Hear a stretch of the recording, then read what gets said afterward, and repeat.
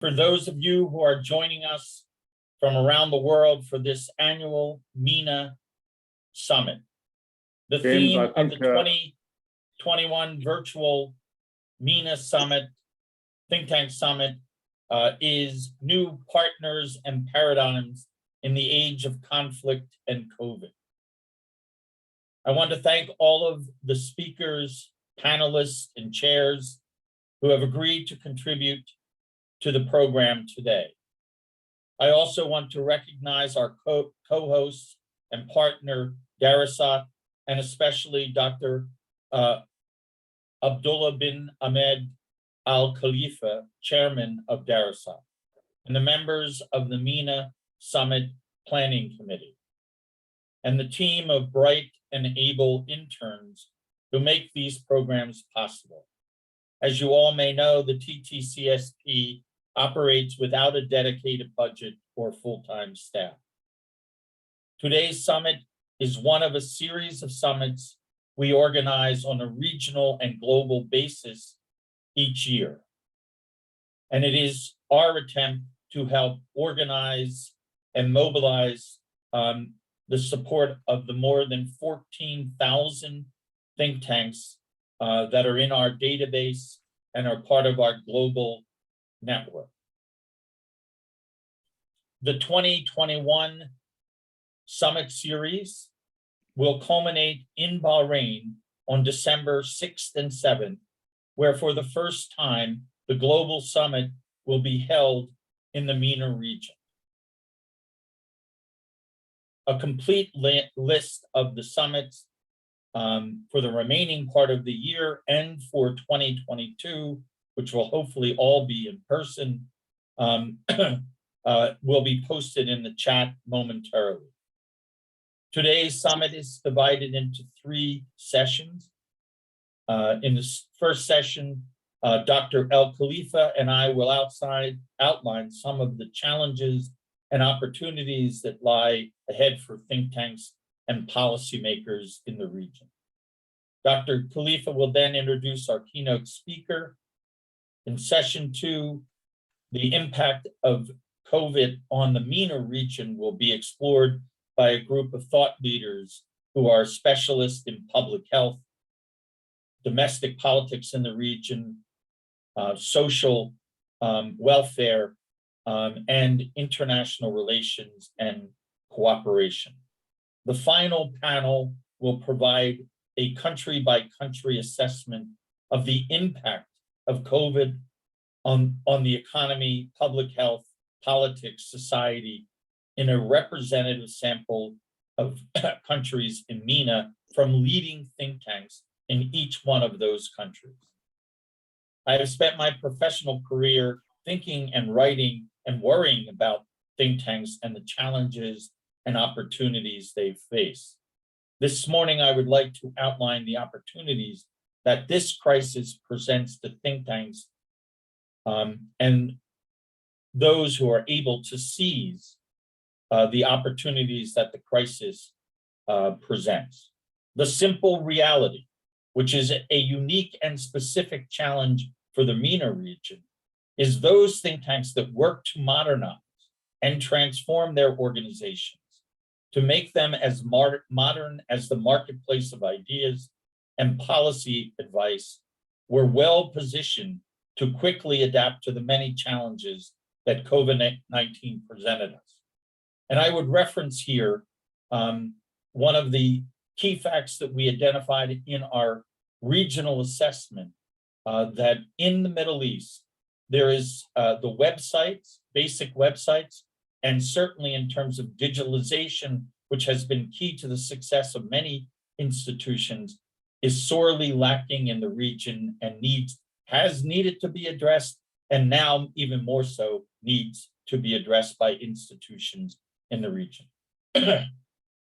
Trends such as advances in technology, AI, social media, strategic communications, knowledge production and management, digitalization, were already challenging the traditional business models of think tanks, which forced many think tanks to rethink their business model for how their organizations were managed, staffed, and produced policy advice. Innovative ideas, policy research, and analysis will continue to be the core mission of think tanks.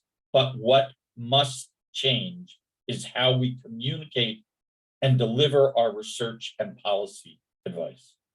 Having great ideas is no longer enough. We must reimagine what we do and how we engage policymakers and the public. This is what this summit and all the summits we have produced are about.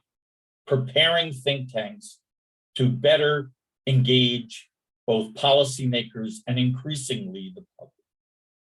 The existential threats and opportunities for think tanks were discussed regularly in the regional and global summits over the last 8 to 10 years.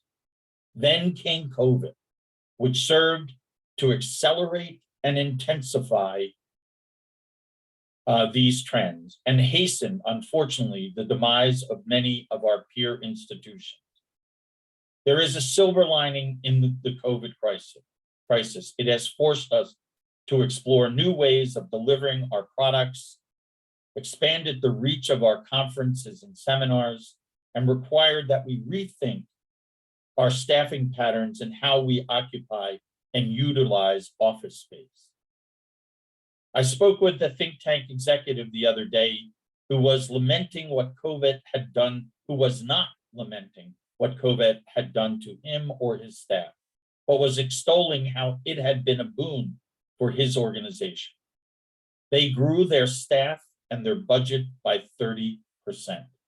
How is this possible? By transforming the management, research, communication, and staffing and program paradigm of their think tank. The process began well before COVID, but paid big dividends during the COVID crisis. Why? Because they created an innovative, dynamic, agile, and adaptive culture and organization. I will close quickly with a few trends that I think we need to be aware of that will be most pronounced in MENA and other regions of the world, and that we need to prepare ourselves for. The trends that I've outlined in terms of social media, AI, et cetera, will continue, but they will, and the new factor is they will accelerate and intensify.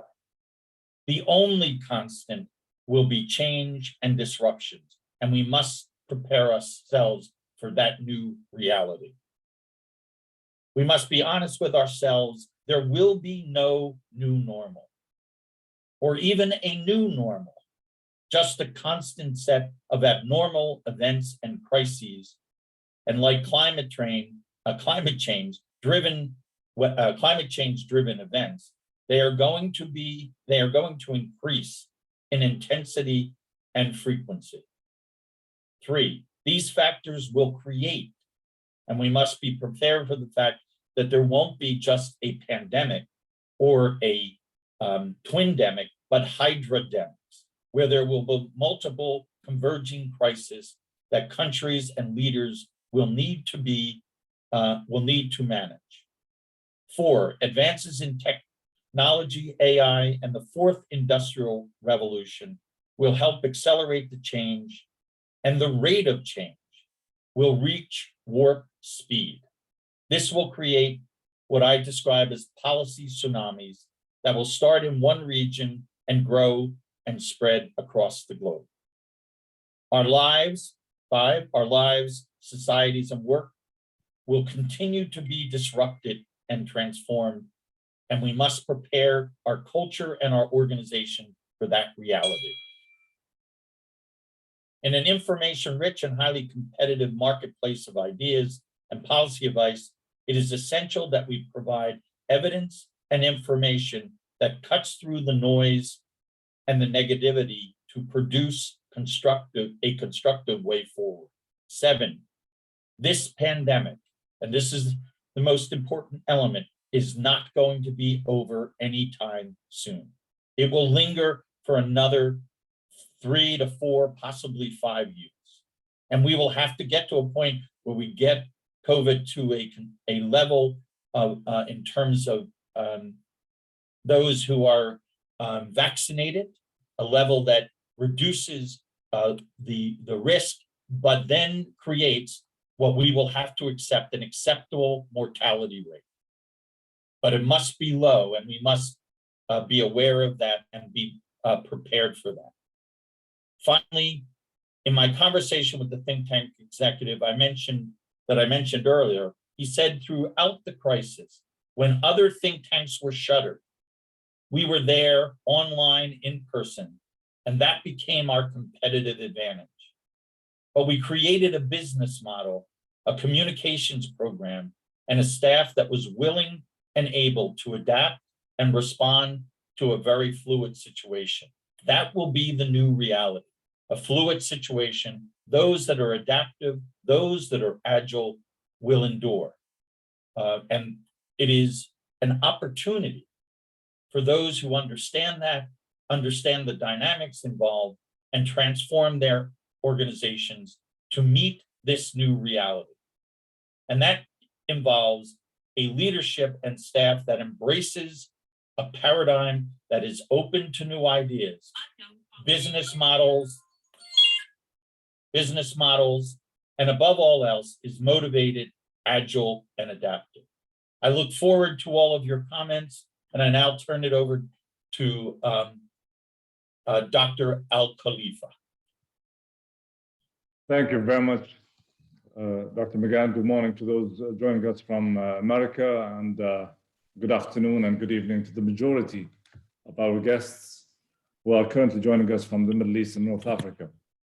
It is with great pleasure that we at Dirasat, Bahrain Center for Strategic International and Energy Studies, are hosting this regional think tank summit in collaboration with the Think Tank and Civil Society program of the University of Pennsylvania, albeit with a heavy heart due to the need to do it virtually. However, I am delighted, as Dr. McGann has announced, that our next event, the Global Think Tank Summit, will be held in person in early December of this year. As the Kingdom of Bahrain and the rest of the world continue to take tentative but substantive steps towards traditional gatherings. The MENA Summit's theme this year is New Partners and Paradigms in the Age of Conflict and COVID. The Middle East that many of us grew up in following the end of the Cold War looks very different to the post 9/11, post global financial crisis, post 2014 oil price crash, and post COVID world we see today. Problems that back in 1990, scholars were describing as future threats. They have materialized and realized some of the region's worst nightmares: water shortages, food insecurity, diseases, and violent conflicts. Today, for many in our region, life has become solitary, poor, nasty, brutish, and short. The COVID-19 pandemic has made even the most basic sources of comfort, the embrace of a loved one, and the weekly gathering of our families, into luxuries we yearn for. Yet, amidst this gradual fluctuating of our societies, there is a reason for hope. I am both a diplomat and a chairperson of a think tank, and never in my professional career have I seen think tanks play as positive a role in our region's policy as they are playing right now. Our societies have learned, possibly the hard way, that having teams of scholars dedicated to their craft, interacting with one another, with the general public, and with senior policymakers confers tangible benefits upon our peoples. While technology has advanced tremendously during the last 2 centuries. Developing innovative ideas and generating insightful analysis remains a complex process. And think tanks, in tandem with universities, continue to be some of the best incubators for this essential task. When a senior policymaker is faced with a crisis and they feel the weight of responsibility as they prepare to take a split-second decision, a well-written think tank brief bears immeasurable value. It provides clarity and it gives the policymaker confidence that their final decision is not a knee-jerk reaction, but instead reflects hundreds of hours of cumulative analysis by experts who have devoted themselves to the topic. I state with confidence that every think tank participating today has contributed to its country's response to the COVID-19 pandemic in a substantive way. Some of us were commissioned by ministries and ministers and officials to perform specific supporting tasks. Others undertook projects as their own initiatives, thereafter commanding the attention of senior policymakers through the quality of their work. And I very much look forward to hearing about some of those experiences during today's sessions. And I have no doubt that they have served to strengthen the bonds of trust that tie our think tanks to our country's leaderships and its peoples. Yet, it is not just local partnership and paradigms that represents the fruits of our think tanks' efforts. It is the international partnerships that can potentially play a more important role. Or as you have named it, Dr. Magan, the policy tsunami. I'll borrow that term, if I may.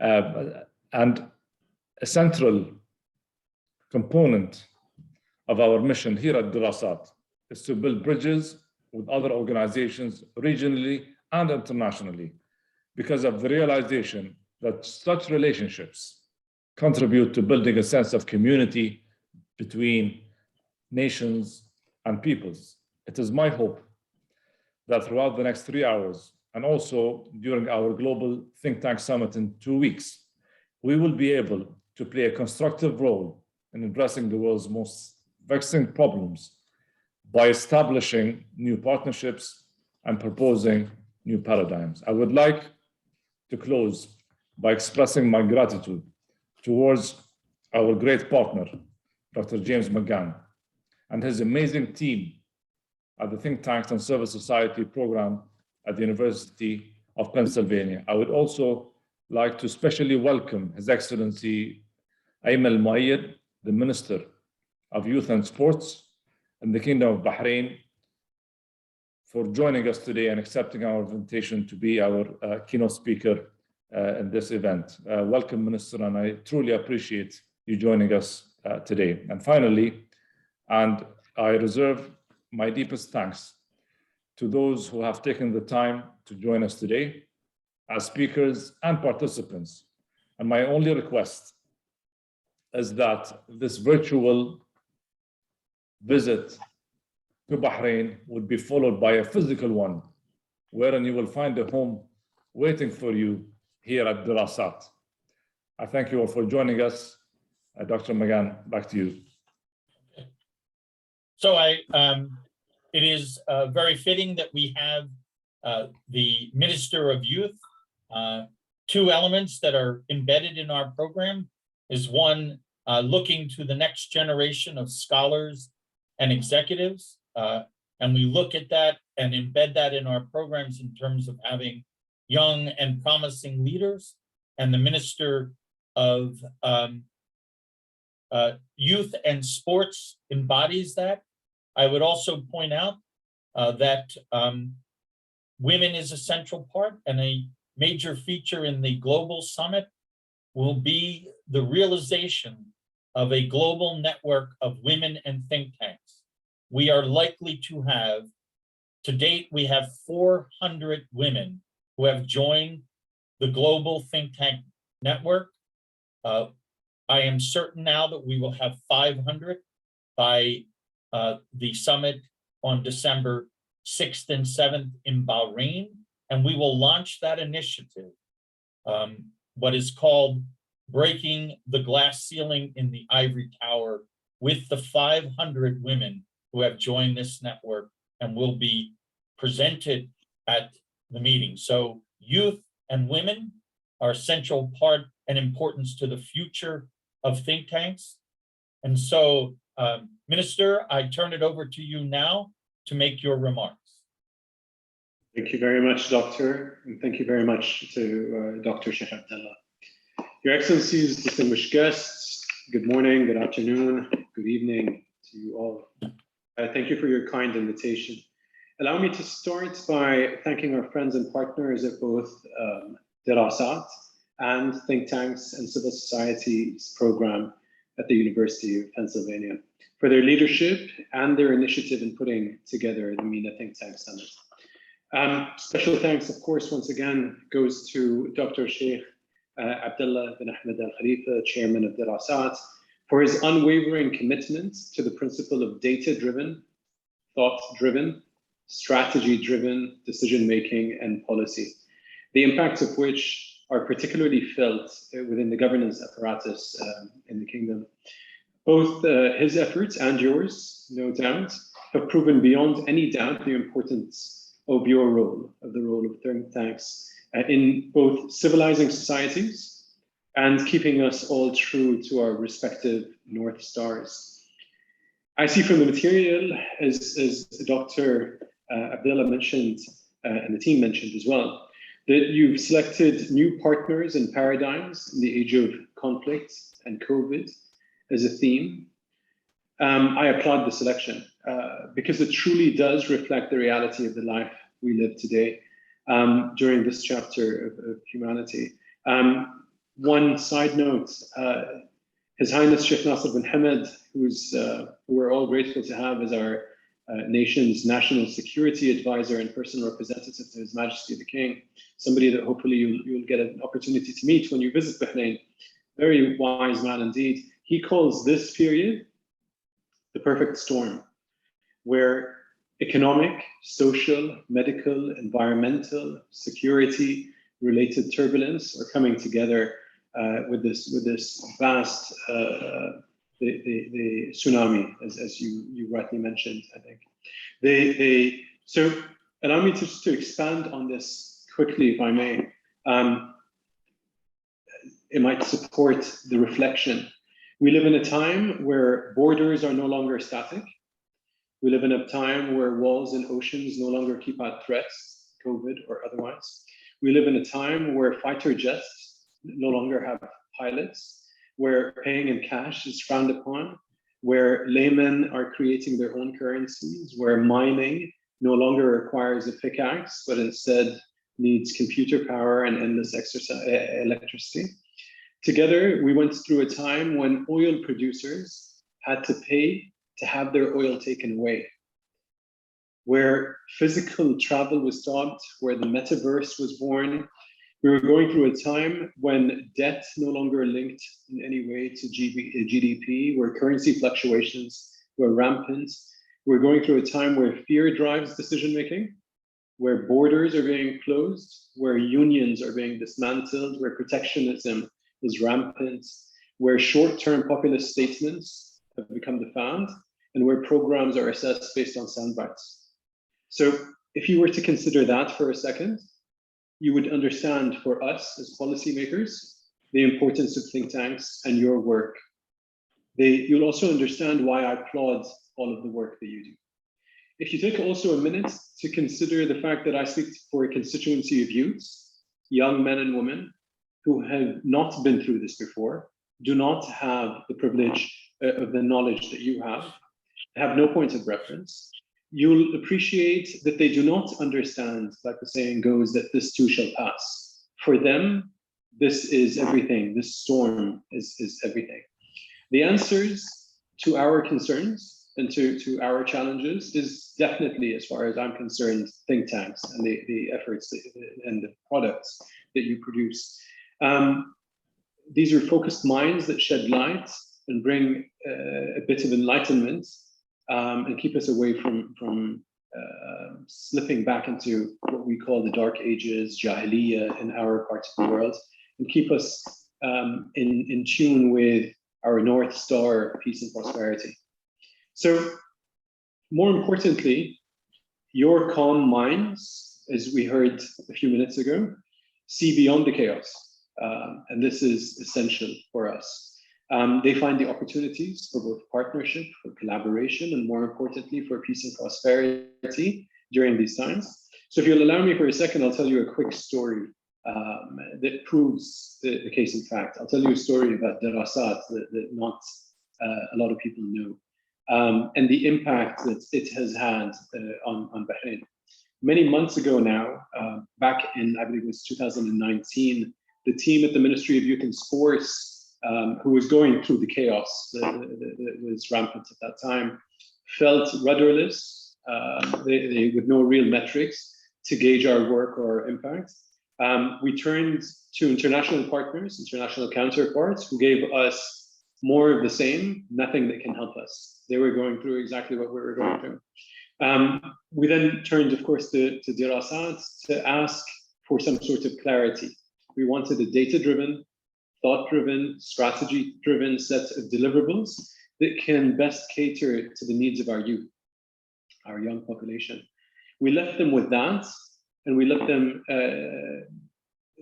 share, and I'd like to share very proudly what they came up with. They came back to us with a brand new premise. So a brand new North Star for us, brand new set of KPIs. They said, we don't need more brick and mortar, like our international counterparts were saying. They said that we need to focus on something brand new. They said we needed to focus on a positive narrative. They said that we needed to have a clear roadmap ahead to share with you. They said we needed transparency. More importantly, the metrics that they provide us were not number of buildings or number of lectures and so on.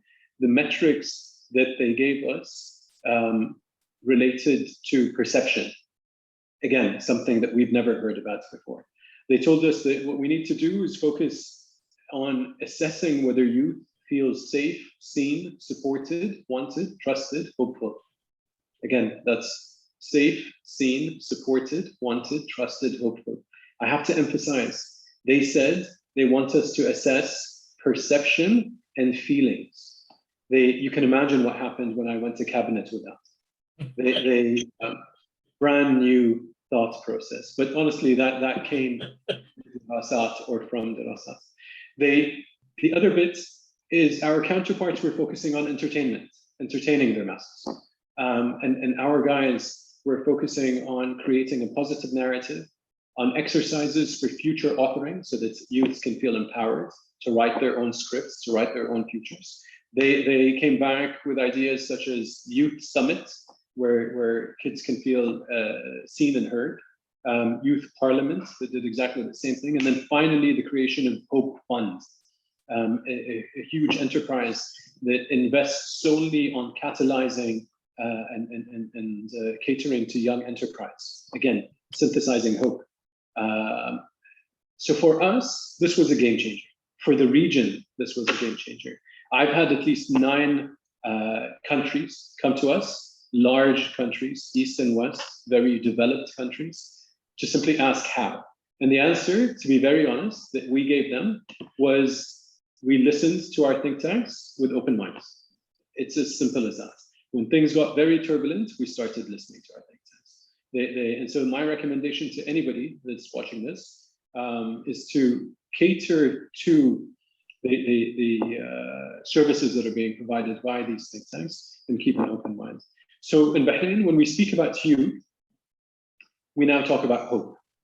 When we speak about education, we talk about employability. Nobody talks in Bahrain about accreditation anymore.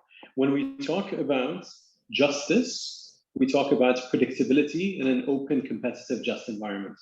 When we talk about jobs, we talk about opportunities, upskilling, reskilling.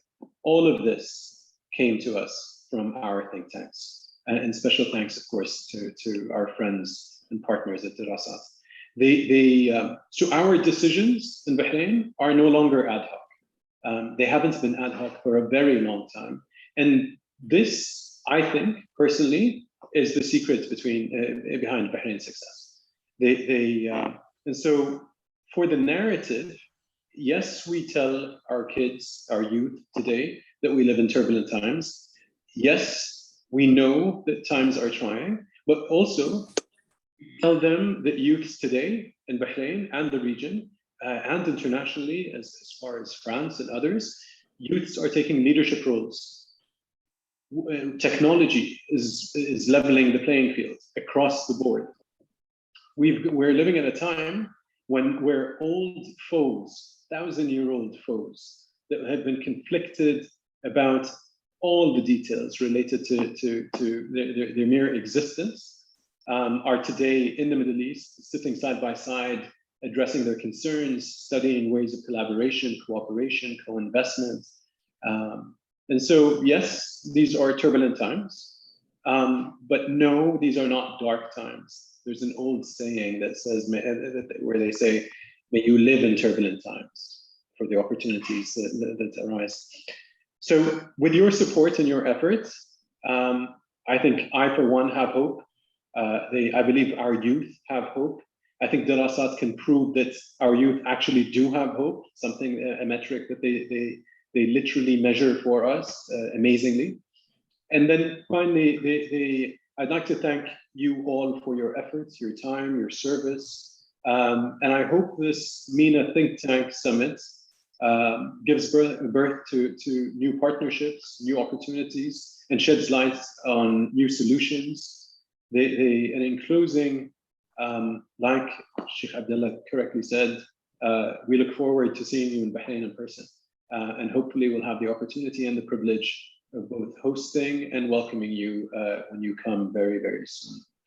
Thank you for the opportunity to address this esteemed set of individuals, and we look forward to learning from you and hearing. Thank you, Dr. You know, one of the main downfalls of this is that we can't applaud you all together for this speech, but thank you so much for this. Thank you. Thank you. Your Excellency, thank you very much. It is inspiring, especially and as represented by other members of this summit, that youth is present. Youth is in position of both providing hope and future direction for our countries around the world, and that, as both you and Dr. El Khalifa have mentioned, and has been underscored by many institutions in the other summits, is the importance, the centrality of partnerships and forging partnerships at this particular time. And that is a key objective of everything that we do. We now move on to the second segment of the program, where we will focus on my hope initially when I was planning the summits for 2021 was that we would be looking and focusing on and intentionally focusing on what are the key enduring challenges we face, and more importantly, coming out of COVID, what would be the emerging challenges that we need to address. Unfortunately, since we are still in the throes of COVID, I recast the summits, and today's summit focuses on providing a regional overview, as we have done in Latin America, Europe, and Asia, on what's the state of affairs in key areas as a result of the impact of COVID. And we now turn to a panel of thought leaders who are experts in each of the areas that are critical. The only one that we have left out is environment, and I would say also education, and I apologize for that. But we are going to look at the social impact, the health and health systems, the impact that COVID has had on health and health systems, on the economy, on domestic politics, and international relations and cooperation. I turn first to our colleague, Fabrizio Carboni, who is the Regional Director for the Near and Middle East for the International Committee of the Red Cross. All of the bios for all of the speakers have been sent. And so we just do a brief introduction so that we can maximize the time for the presentations and allow time for a Q&A. I encourage you to put your questions in the chat, and also you can certainly send your greetings to your colleagues in the chat. So without further ado, Fabrizio. Thank you very much. Obviously, first thanks to you, Dr. Magan, to give us this opportunity to intervene in this event. As ICIC International Committee of the Red Cross, we have a specific angle on the COVID pandemic and its consequences, its conflict. We are a global humanitarian organization, present unfortunately in more than 100 countries, and in the MENA region we are present in all the conflict area. And the other important element is that we stay for a very long period of time. Iraq, it's 40 years. Yemen, it's 60 years. So I would say we have, my view is a biased view, and it's focused on the areas of the region who were affected by violence, conflict, and instability. And if we look at the number of people covered by those areas, it's quite significant and it's quite meaningful. What I'll try to do very briefly, it's first to show that the COVID impact is just one layer of vulnerability, and it's not the only one. And in some cases, we can even argue that it's probably not the most important one. The second, it's that there is a link between our capacity, our collective capacity to answer to the COVID crisis and stability in the region. The argument is violence, instability is not related to poverty, but it's related to exclusion. It's related to a feeling of not being considered, a feeling of inequality. And if we look at how the most vulnerable people in the area were treated or had access to the therapies and other facilities to treat the COVID-19, we can safely say that they've been quite excluded. The first element is, as I said, from a people perspective, the COVID was perceived in the beginning as something disconnected. The way the media were talking about it as this existential threat was was something a lot of people in Yemen, in Iraq, in Libya, in Syria, and you name it, couldn't actually relate it to this. And it got even worse when we start talking about preventing measures. You know, stay home. How can you ask, millions of people to stay home when actually they have to fight every day to have the $1, $2, $3, $4 to survive? Wash your hands. Wash your hand implies that you have access to water. And we know that climate crisis, infrastructure collapsing, it's not such an easy such an easy thing. And if we talk about masks, that was the top, because obviously in the first months, if not here, in all those area, masks were just not available.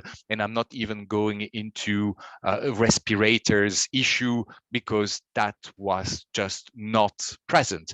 When we had a big wave in Yemen, we opened a COVID treatment center in Aden, and it was the only one for the whole country, which obviously was totally inadequate. So here, if we have to think about what are the next step, it's obviously not to miss, if people can't apply the preventive measures, what else do we have? And it was very interesting to see that, okay, you can't stay home, you can't wash your hands, you don't have your mask. Okay, and what's next? And there is no next, because that's the only tools we have. And so the first call is to think about this, how do we help people who are objectively in a challenging situation to meet and to have the possibility to protect themselves? Today, the solution is to ignore. It's to ignore COVID, and that's dramatic. There was one minister of health, I won't say the country, who one day told me, the COVID will exist in my country the day I have means to address it. Until I don't have a way to help my people, I mean, why would I acknowledge the existence of this pandemic? It's obviously very extreme, and I'm not sure that's the right approach, but I think it's interesting to take this into consideration. The second, it's obviously access to vaccines.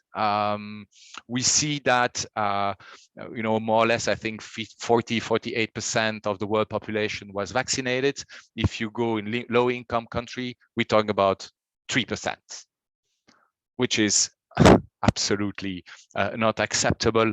And beyond the health issue for individual, we always have to think also, how do people perceive this? Do they feel that they are fairly treated? And again, we know that it's related to instability, violence, and conflict. So really important to talk about the humanitarian buffer, the COVAX facility, and Okay. it's an urgent matters in our view. The other thing is to find 2 minutes remaining. So the other dimension before this disconnect between people experience and our response, it's obviously 12 years, 14 years of conflict in the region. Most of the infrastructure collapsed. 50% of health facilities in Syria are not existing anymore. And if we add the fact that human resources were gone, we're facing a major systemic issue. And this is the protracted nature of the crisis. So here the call is obviously to support the delivery of vaccine, but also other drugs which are needed to manage this pandemic. There, humanitarian actors play a key role, because often states have no access to some area, and humanitarian actors are compensating this lack of access. So important to invest also in the humanitarian organization capacity. And lately, what we've seen also, it's the indirect consequence of COVID on the economy. We've worked on industrial areas in Iraq, for instance, around Tikrit, and we made a survey of the private sector we support to rebuild their capacity, the economic capacity. 70% of the people, or the infrastructure, the company we helped, 70% said that they would be broken if we don't re-inject money into this into their business. Final point, because I'm running out of time, is the psychological impact of COVID. It takes place in an environment of violence and conflict. It's totally underestimated in our view. Not enough resources invest in the psychosocial support, not enough professionals to meet the needs in the area. So for us, there is a serious concern about inequality, equal access to treatments and vaccines, and we fear that it feeds a situation in the region which could lead to additional instability, violence, and conflicts. Fabrizio, thank you very much. We now turn to Roberta Gatti, who will focus on health and health systems in the MENA region. She is the chief economist at the World Bank. Roberta. Thank you, Jim, for the opportunity to be in such distinguished company today. I will talk about 2 points. First, I'll try to give a picture of health systems in MENA on the eve of the pandemic. And then I'll move to what I think and what our analysis suggests that would be a low cost and high return reform strategy. So the management of the pandemic is a function of many factors. Government leadership, organizational and financial capacity, trust between citizens and the government, but it's also a function of the resilience of health systems. Now, I'll focus on social systems that we see now in the region and how authorities were demonstrated to be relatively unaware of the lack of capacity of the systems. My remarks are based on work that we recently launched. It's a report called Overconfident: How Economic and Health Fault Lines Left the Middle East and North Africa Ill-Prepared to Face COVID-19. And you will find a link in the chat room if you're interested in seeing more details. But the narrative that we saw goes as follows. If you look at the government spending in the region in the past 10 years, the MENA region is the only region where government expenditure increased in the past decade, from 16% to 18% of GDP. What also happened is that public debt went up, significantly so, and particularly for oil importing countries. The region continued to spend with a model of development that is based on a high footprint of the state in the economy. But this high footprint translated particularly into a large wage bill and much less so into investment in public goods, which should be the core business of governments. As a matter of fact, if you look at the ratio of spending on public health expenditure and public wage bill, you find that this ratio is significantly low in all countries in MENA vis-a-vis comparators. What does this mean for health? It means that health is underfunded. And it means that this underfunding translates into high out-of-pocket expenditure. Just to give you 2 numbers, in a country like Egypt, 60%, 60, of all health spending is borne by families and individuals. On the contrary, in a country where health expenditure is significantly financed by the state, only 6% of health expenditure is out of pocket. This means that the cost of health is particularly a burden for individuals rather than the states, which is inefficient because it doesn't share the risk in the economy in an efficient way, and it ends up being very costly and potentially impoverishing for families. It also means that families have a relative disincentive to seek preventive care. And we know that for non-communicable diseases and also for general well-being, preventive care is key. Now, I gave you a very quick sense that health systems in MENA were overall underfunded on the eve of the pandemic. What happens on the demand side, meaning on the burden on these health systems?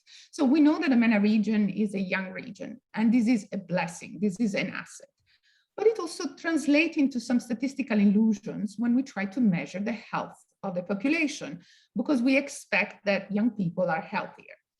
Turns out that lo and behold, once you control for the demographic structure of countries, the MENA region has a significantly higher burden of both communicable and non-communicable diseases when compared to its peers.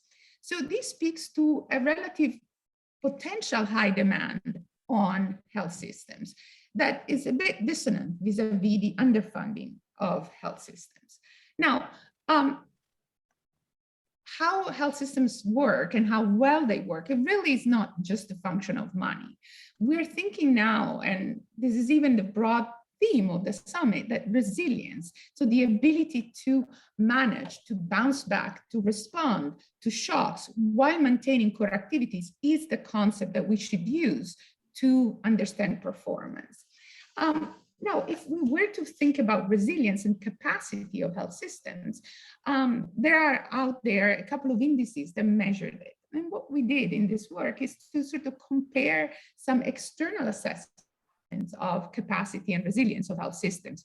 Things like surveillance capacity, information sharing, overall capacity to buffer and respond, regular planning exercises, and we compare some external assessment of these features of health systems with what authorities self-reported to the World Health Organization. And this is where the title of our report, Overconfident, comes from. So we found that authorities in MENA on the eve of the pandemic, these indices were measured serendipitously, I think, in 2019, were overconfident in almost all countries, with few exceptions, Kuwait and Jordan, about the capacity of their health systems to react to a pandemic.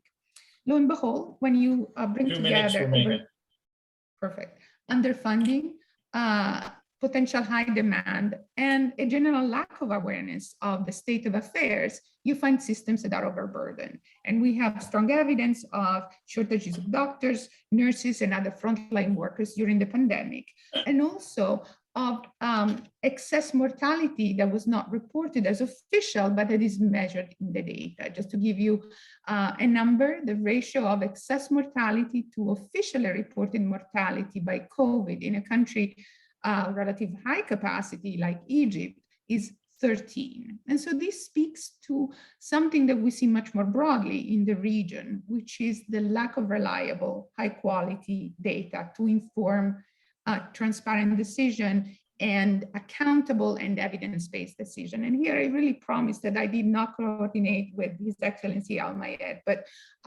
the sort of low cost, high return reform strategy that I would propose and that could have a significant transformational impact on health system is the one of relying more on data, transparent collection of data, transparent sharing with the public, and intensive use of data. Just to give you a sense, in conclusion, we did a very simple data density exercise in the region, looking at indicators such as COVID-19 worker infection rate, reliable testing data, data from civil registrations, from deaths and births, impoverishing health spending. And we found that in less than half of the countries in MENA, these data were collected regularly and reported to the public. So in conclusion, the health systems in MENA arrived on the eve of the pandemic with underfunding of public core functions, immunization, health surveillance, a brewing high demand for healthcare, a relative lack of awareness of authorities to these issues, and an underuse of data for evidence-based policy. We think that investing more in good data systems, trusting these data and sharing them with the public can really bring a transformational impact to these systems. And I can't think of a better audience to bring this message forward. Thank you so much for having me. Excellent. Thank you very much.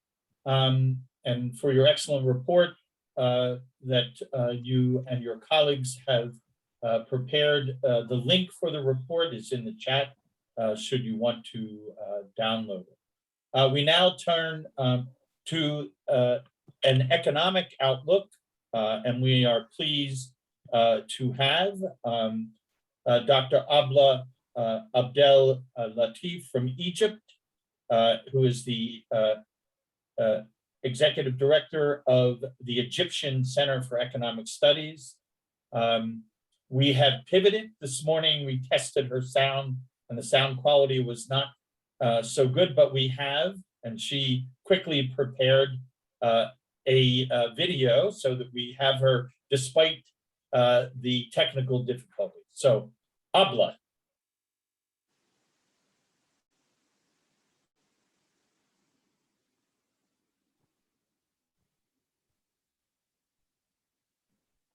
Sorry, I will do it quickly. Hi, Jim. Hello, everyone. If you're watching this video, it means that I haven't been able to get a proper internet connection from my We have to increase the sound. So forgive me for not being there in person. I'm going to talk very briefly about how COVID impacted the MENA region and the economic outlook of that region. COVID impacted the MENA region just like it impacted the rest of the world. The MENA region was hit harder than many other places because of over-reliance on certain sectors like in Egypt, for instance, over-reliance on tourism, Suez Canal, the labor and remittances. But everybody else was affected one way or the other. The close down of the economy, the slowdown of the activities, the effect on the poor and the vulnerable people. It was very hard. Even though all countries were hit, the difference lies in how strong the economic structure is. And in the MENA region, the economic structure could use a lot of improvement, and the fact that it was not very strong because of issues related to bureaucracy, institutional problems, weak health structures, etc. Because of these things, the effect was tougher. And sectors that already had problems remained with those problems, and they became clearer and harder during COVID. But let's move quickly actually to the outlook, because the outlook is more important now. We are not going to look back anymore.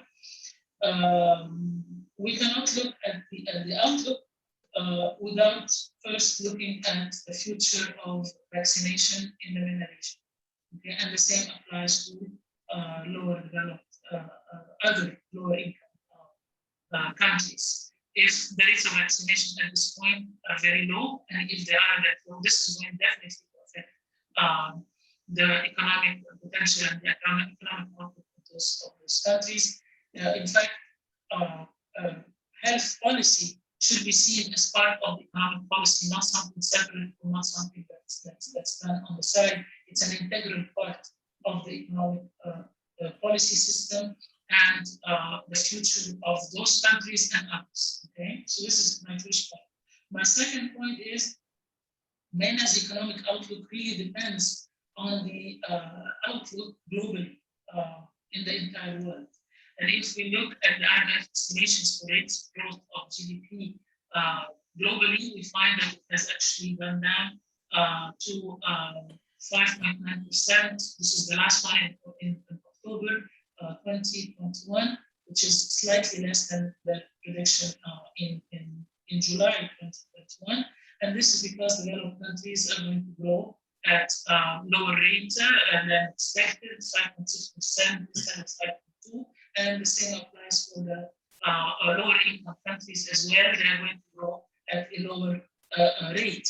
And this is happening because of the situation internationally, because of the huge disturbance that's happening to the international supply chain. Demand is picking up very strongly everywhere, but supply is not keeping up with the increase in the demand.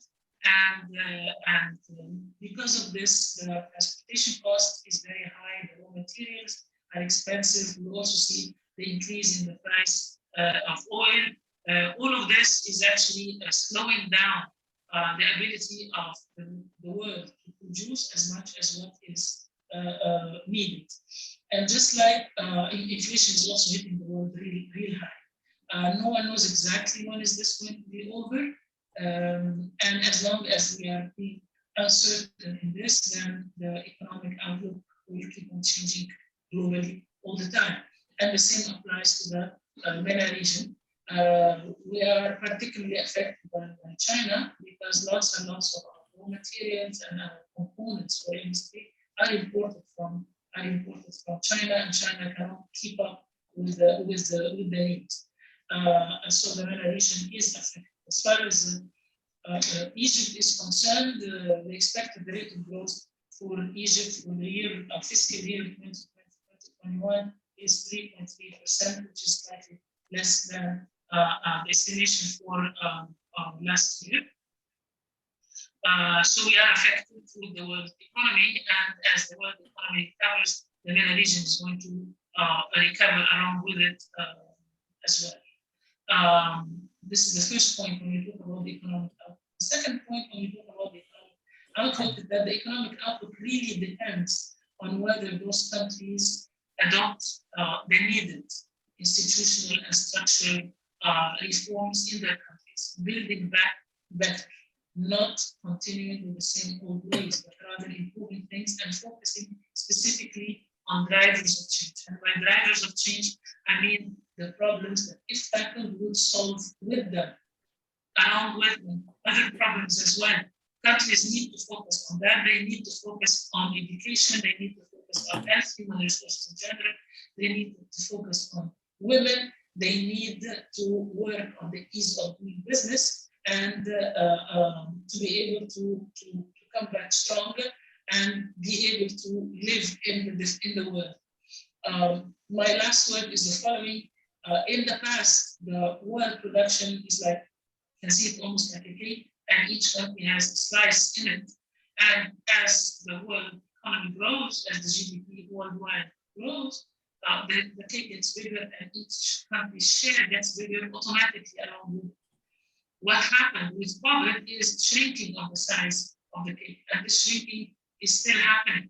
And because of this shrinking, the slice of each country can only be taken more or less at the expense of other countries. Right or left, to think of a slice of a cake that's being cut, you take part from here and you take part from the other side. And this means very, very, very heavy competition among countries. So the economic outlook of the MENA region really depends on the extent to which they solve their problems, the extent to which they collaborate, they see their joint interest in a lot of things, and in also wearing fast and keeping up with the changes that are needed, that are taking place with technology and digitalization.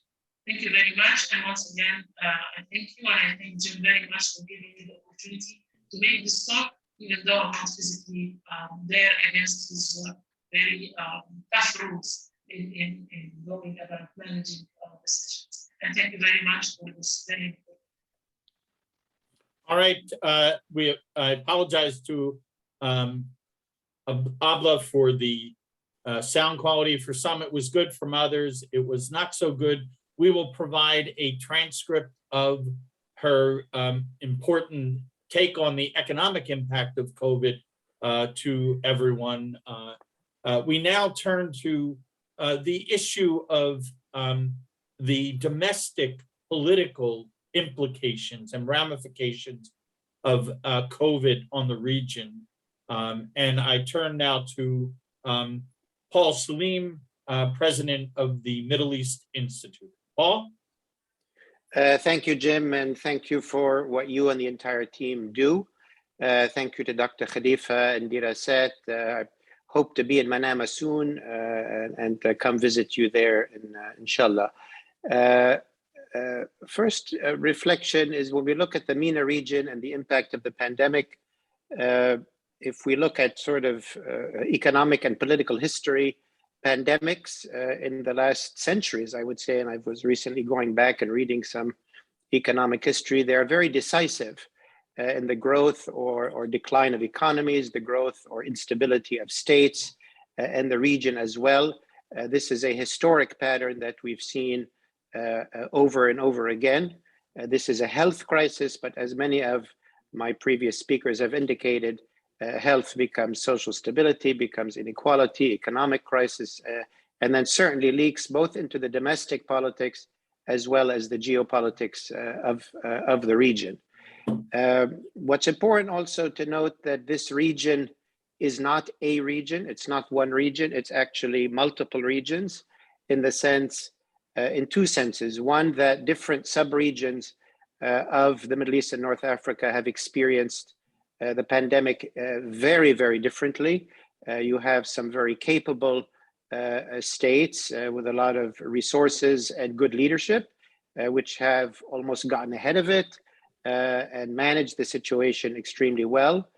You have other states in the middle, like Egypt, Morocco, and others that have given their resources and their challenges done reasonably well, trying to manage an extremely difficult crisis with very limited resources. And then, of course, as Fabrizio mentioned, this is a region which has collapsed states, civil wars, ungoverned spaces, and that is an area where things have been and continue to be extremely terrible. This is also a region that did not step up to regional leadership. We've had great leadership in certain countries, but this is a global and region-wide crisis. But this region has no regional order. There's no regional institutions, no regional leadership. If you take even the Arab world, it's deeply divided. There was no sort of Arab-wide efforts. But as we all know, the crisis started first next door in Iran.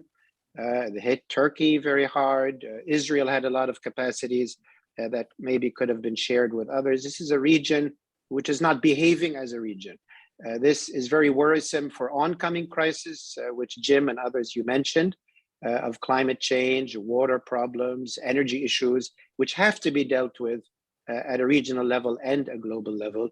And we don't yet have the regional institutions or infrastructure to do that. This crisis also hit at a time when global leadership was sorely lacking.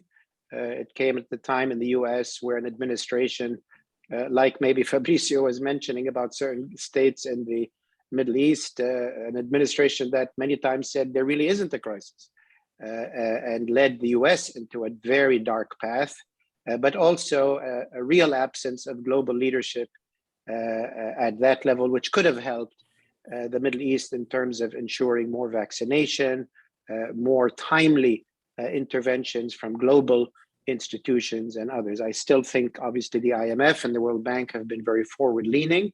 They have been very helpful, and they will continue to be essential in digging out of the hole that we're in.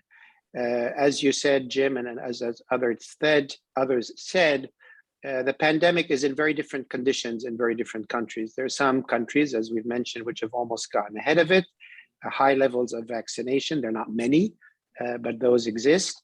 Two countries or ungoverned spaces where the vaccination is maybe at 1 or 2%, and where the pandemic will continue to ravage populations for a year or two. It's hard to say. And as I think Roberta mentioned, there's also an opacity and inability to see because data is hard to come by. At the economic level, which also, the second level impact of this pandemic, we've seen a great burden. Egypt has done better than others. Some of the GCC states are managing, but the entire region has taken a hit in terms of economic growth, both for domestic impacts on certain sectors, but as Dr. Abla mentioned, also the slow growth globally in this period as well. All of this to say that the impacts at the social level, which is what states try to manage, is severe. This is in terms of generally rising levels of poverty, rising levels of food insecurity, but also widening areas of inequality for vulnerable communities, certainly for women heads of household, of course, refugees and displaced people, of whom there are millions in the region. So a really acute set of social crises. How does this relate, to the political level? And I think the relations are again diverse and not unitary.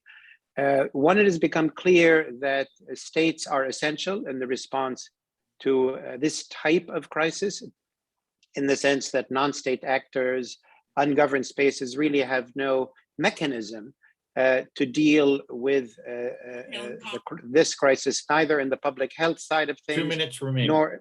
nor in the ability to provide social safety nets and so on. This, I think, has given states an advantage. In certain areas, the states have increased their control and their penetration of their societies. And this has been, in a sense, accepted because the population needs it. It has also dampened areas where there used to be more protest, more public activism, partly because people need the state, partly because they're not going out as much as they did and they're more constrained. At the geopolitical level, I think, interestingly, we are seeing a slight decline in geopolitical conflict. Now, is it directly related to the pandemic? Maybe hard to trace, but I would say somewhat yes. States are realizing that their real challenges are systemic, are domestic, plus things that come from the outside, but not through traditional enemies and traditional geopolitics. We've seen an increase in negotiation among states in the region. We saw the Abraham Accords. We see talks between the GCC and Iran, outreach to Turkey. Hopefully, this will bring a de-escalation of at least state-to-state conflict in the region, which might make it easier to de-escalate some conflicts like those in Libya and Yemen, although they're still a long way from resolution. I'll finally end with a transition from politics to policy. That I think that, like His Excellency Minister Maid mentioned, that I think many states have realized that governance and the future of governance is not solely the tradition of police and the traditional way of doing things, that you have to integrate the science, you have to integrate the public policy, you have to get ahead of systemic problems, and you have to bring in knowledgeable people in order to move your society away from collapse and in order to stabilize your state and have to have your politics be stabilized. I think I'll end on a positive note that I think this is a positive lesson to learn, because we're going to be facing not only continuing pandemics, but big challenges of climate change, water scarcity. And in those challenges, it's policy, not politics, and expertise, not weapons, that will win the day. Thank you, Jim. Thank you very much, Paul. A wonderful, although sobering, assessment of the political situation across the region, which leads in nicely to Ambassador Soran, who is the chairman of the Egyptian Center for Foreign Affairs, who will give us an assessment of the both regional and international cooperation and politics that are impacted both positively and negatively by COVID. Ambassador? Thank you very much, Professor Gagan. And also I wish to extend my thanks and appreciation to Dr. Abdullah bin Ahmed Al Khalifa. Congratulations for the success of the Manama Dialogue. As we are meeting this afternoon here in Egypt, I am in a position to speak about the unprecedented political, economic, and social challenges as a result of COVID-19 pandemic outbreak. Whereas since the end of the World War II, contemporary human history had never witnessed a crisis with such a magnitude.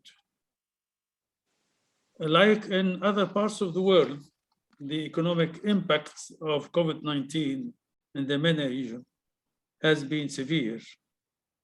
Many countries in the region suffered from recession. On average, net hydrocarbon exporters and importers were affected equally. It is also worth remembering that the 2020 recession followed mediocre growth performance in the second half of the second decade of the millennium. COVID-19 pandemic has hit already stagnant and macroeconomically fragile economies in the Middle East and North Africa through lockdown measures, interrupted supply, dramatic declines in tourism revenues and labor remittances, and fluctuated oil prices. With few exceptions, many countries experienced from waves, four waves of pandemic, similarly in Europe. However, a comparative cross-country analysis of infection intensify is difficult to inadequate diagnostic and reporting system in some countries. Despite data gaps, there were fewer cases of deaths per million in MENA than in the United States and most European and Latin American countries. Governments in the MENA region, including Egypt, have rapidly reacted to contain coronavirus by developing massive policy and institutional plans to support households and firms. However, a World Bank report on the welfare impact of COVID-19 in the MENA region demonstrated how even within countries, the consequences of the pandemic are felt differently. Poor peoples, refugees, or those engaged in informal sector are more exposed to the risk of infection. They have been hard hit economically due to lockdowns and have fewer means to cope with the income losses. The world is grappling to reduce the impact of COVID-19 through mass vaccinations. Other inequalities rise. The distribution of vaccine across countries is extremely unequal. In the United States, for example, 60 out every 100 people have been vaccinated with at least one dose. The MENA region, by contrast, it is 4 times lower, 15 out every 100. Across countries in the MENA region, there exists sizable vaccine inequalities, with vaccination rates as high as 50 per 100 in Saudi Arabia and 37 in Morocco, to lower than 1% in Yemen and Syria. Countries may want to capitalize on their innovative policy efforts to improve inclusiveness, sustain welfare provisions, and promote a structural reform agenda for more open and private sector-led economies aligned with the Sustainable Development Goals. I wish to refer also to the international dimension of this crisis. Security Council failed to take action for confronting the coronavirus pandemic due to the disputes that raged among the permanent members of the UN Security Council, especially between the United States on the one hand and both China and Russia.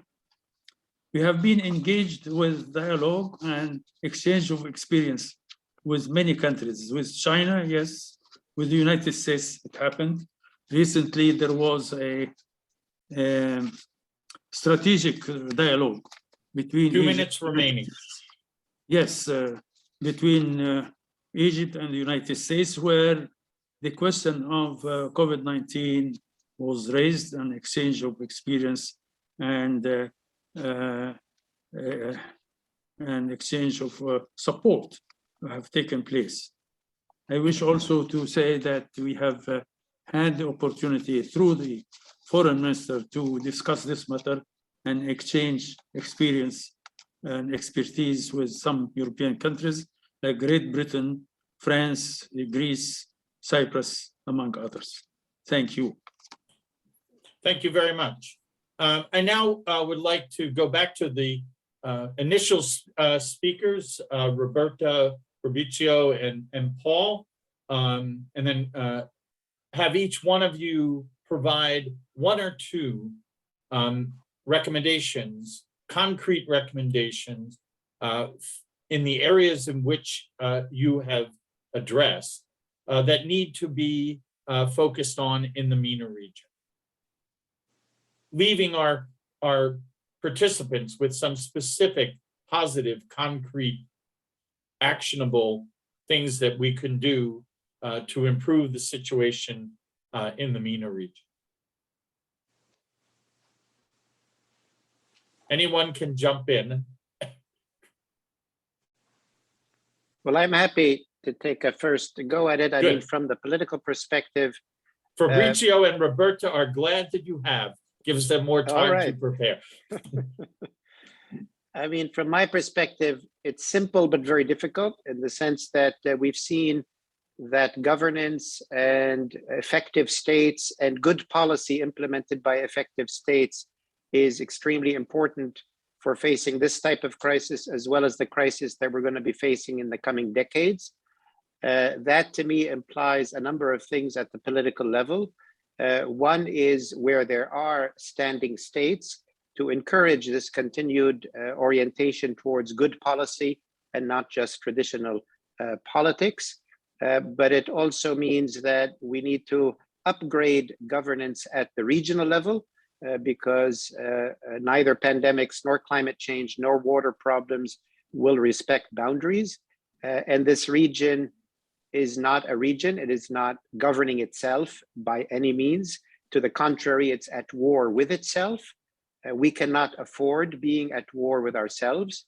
I'm encouraged, as I said, that there is some de-escalation, there's some negotiation, but unless a majority of Arab states, along with the other non-Arab states in the region, which is Turkey, Iran, and Israel, find ways to cooperate on these existential issues, we're going to be in deep trouble. Most urgently, this means both regional and international attention to de-escalating and ending the civil wars that are ravaging Yemen, Libya, Syria, at least to talk of those closer to home.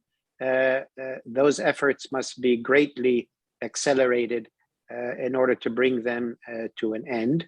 And I'll end finally with, because this is part of a global think tank network, as the region and the world faces increasing global crises, today it's pandemic, increasingly it will be climate and temperature and resources and so on. There also must be a much more concerted effort at improved global governance. I'm encouraged that at least the new US administration is more positively oriented. I'm encouraged by the meetings between President Biden and President Xi that they had last week, at least on Zoom. Russia and Europe remain major players. So the world and the region has to confront the challenges of the 21st century in a more coordinated fashion, with better governance and with more science and policy leading the political sphere. Thank you. All right. We have limited time remaining. So Roberta and Fabrizio, I'm happy and then the to, ambassador for a quick closing remark. I'm happy to come in, Jim. And I spoke about health, and something that is important to underscore is that we've never been in a situation like today where the connection between health and the economy is as strong. So the region has faced dramatic and incalculable human losses, but the economic losses, as some of our speakers have already highlighted, are significant. A back of the envelope calculation would put them at about $200 billion compared with where the region would have been without the pandemic. Of course, addressing a reform of health systems is a big deal type of question. It would include accelerating reforms to improve funding, improving physical and human resources, improving the quality of services that is offered to citizens at the primary and at the hospital level, proactively involving the private sector. But the one reform that I wanted to point at, and I think it's in the spirit of what Paul was saying, this one is difficult but cheap. is really to invest in better data. And we have seen that around the world, data have been effective, and they have really saved lives because they helped governments to target effectively their own measures, be it lockdowns or be it ramping up of capacity of hospitals, but they've also helped citizens to protect themselves. As a matter of fact, some evidence shows that the majority of restricted mobility of citizens was driven by private decisions rather than by government lockdowns. The peer-reviewed evidence shows that there are dramatic benefits from improving collection of data, making it public, and improving the interoperability of data systems across ministries. Using something like a unique ID has been transformational for countries like India or Thailand to, for example, extend universal health coverage. So if I were to leave with one message, and particularly to this audience, investing in data, investing in transparency, and going over that opacity, I think that Paul was also speaking to the opacity of the region, will be beneficial to all, to governments that will work better, to the relationship between citizens and governments to build trust, and for individuals to make the optimal decisions for themselves in a moment where we're all together trying to fight this pandemic. Thank you. Okay, that is the objective of the meeting in terms of solidarity. We have very limited time. Fabrizio and Ambassador, quick closing comments. Okay, I'll go fast. I think I can only agree with what Roberta and Paul mentioned. But again, I come back. If you look at the number of people in the region, most of them are living in unstable, violent, and even country affected by conflict. So, to have a people-focused attention, good governance is an issue. We won't manage to address this in time if we want to be serious about this pandemic. And so, down to earth, no sophisticated answer, provide vaccines, help the delivery system in the field, and also don't politicize this, because a lot of the issues around building health infrastructure, but not only, also water and power supply, we see it's often politicized. And today, I don't think we can afford this. There is really an urgent need to invest in those infrastructure in countries unstable, affected by conflict, and I would add financial crisis, because obviously Lebanon is also affected by this dramatic situation. Great, wonderful. Ambassador, one quick closing comment and concrete suggestion you would make. Thank you very much for giving me the floor. I wish also to add to what has been said by Roberta and Paul Salem, that I wish that we make a recommendation that the Secretary of United Nations, in coordination with WHO and other relevant United Nations agencies, including international financial institutions, to produce and promote supply networks in a transparent, equitable, and effective manner, to distribute the pandemic preventive tools and analysis needed to eradicate the new coronavirus, particularly that we are now in the middle of the fourth wave, including vaccination with a view to making it available to all who need it, particularly developing countries. I wish also to add that we need the mobilization of resources for financing vaccination, medications, and technology to support the international scientific cooperation needed to confront the pandemic, and to promote coordination with the private sector companies for the development of manufacture, production, and distribution of antivirus preventive equipment, etc. I thank you. Thank you very much. And panel one and all, I want to thank you for a tour de force. I apologize for the technical issues in Abla's presentation, but we will make it available both in text and in a the actual video once the quality of the audio is improved. I am now very pleased and a great honor to once again feature, as we have at the start of the program, the future of think tanks, the future of scholars and executives in think tanks, having this session led by Natalie Colbert from the Belfer Center at the Kennedy School of Government at Harvard University. Natalie, I turn it over to you. Thank you, Dr. McGann. And to help you, Natalie, I want to make sure that everyone keeps, which I will remind them at the 1 minute mark, you have 4 minutes for your succinct, powerful comments, and I will let you know at the 1 minute mark that you have 1 minute remaining. Thank you, and glad to be here chairing this next panel. As Dr. McGann outlined at the beginning, this is going to be a country-focused discussion. So we have several panelists that we're going to run through, looking specifically at the dimensions of public health, economics, political and social issues in these respective countries. And also I would just make another note for anyone who has questions. We do want to try to create some space at the end of the panel for Q&A from the audience. So as the speakers are presenting, if you have questions, please put them in the Q&A chat and I will look to curate those towards the end so we can help put those questions to our panel. And so without further ado, to give our panelists time, I would go in the order that are listed on the program. And in particular, starting on the country of Lebanon with Maha Yahya, the director of the Malcolm Carnegie Middle East Center. I think it's pertinent to start specifically with Lebanon. I think that's a very interesting example of the hydrademic that Dr. McGann spoke of before, just given the many challenges facing that country. So Maya, over to you. Thank you, Natalie, and thank you, Jim, for inviting us for convening yet another successful think tank, bringing everybody together to think about the role of think tanks and the future of our world.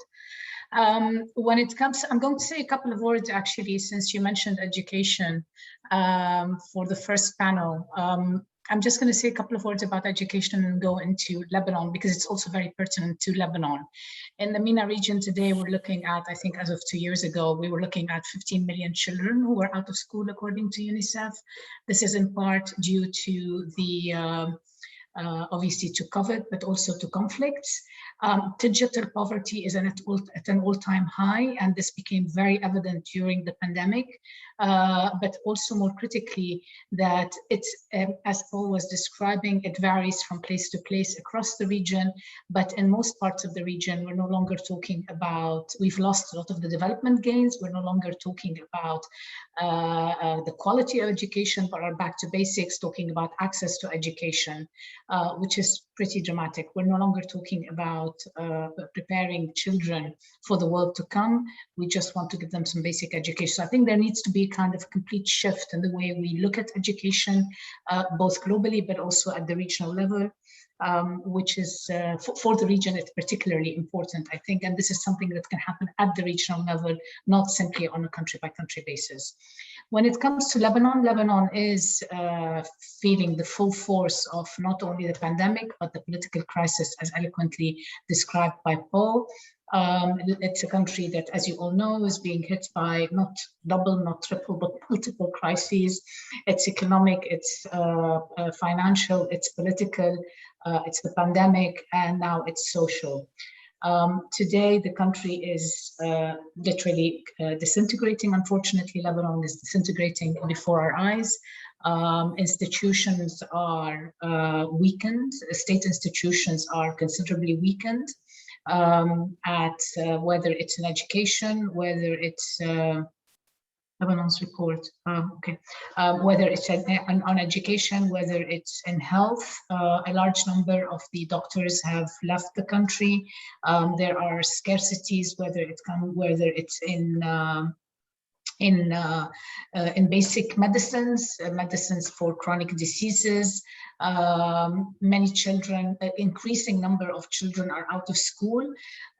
There's been a huge influx of children into public school systems, away from the private schools because they simply can't afford it. I mean, just to give a sense for, although probably most of you would be aware of this, we're looking at a country where 2 years ago, the exchange rate was $1 to 1,500 liras. Today, it's $1 to 23,000 Lebanese liras. So the whiplash of going from being a middle-income country or considered a middle-income country in October 2019 to looking at 60% poverty rates and more than 80% multi-sided poverty indications, whether it's housing, health, etc. My main concern is that this is no longer simply an economic crisis, but it's one 1 minute remaining. Yeah, my main issue is that it's no longer an economic crisis, but it's one where the governance system itself is completely blocked. So even when you're able to bring technocratic or experts who know what they're doing on specific issues, whether it's health, whether it's education, their efforts are being blocked and stymied at the political level. But it's also one that is transforming fundamentally the identity of the country. Lebanon has always based its identity on being able to produce very highly qualified human resources. It always was a health destination. These are shifting in fundamental ways. And unfortunately, these changes will have an impact not only on Lebanon, but I think on the broader region.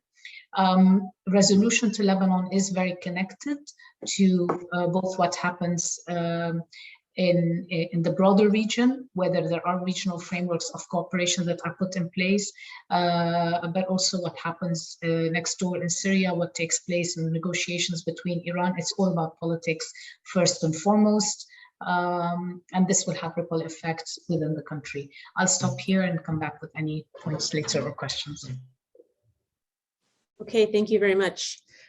Moving now to Ebtissam Al-Katbi, the president of the Emirates Policy Center. Over to you. Thank you, Jim, for bringing this very highly important issue. So, luckily, this virtual conference comes 2 weeks after the 8th Abu Dhabi Strategic Debate, ADSD, which the Emirates Policy Center held in person after 2 years of virtual editions. This year's debate was titled The Post-Pandemic World, and I would like to share some of the ADSD deliberation related to this intervention.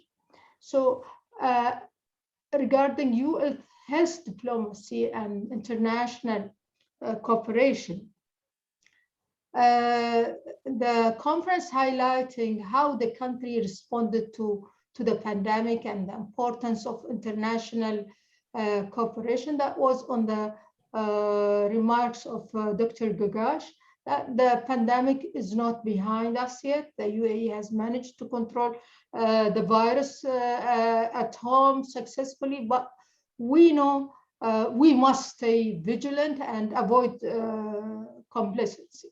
Many people around the world are still awaiting for vaccination, and we must work collectively and urgently to change this. So the UAE took important diplomatic step after the onset of COVID-19 to ensure that the restriction that some countries placed on the export of food did not undermine its food security.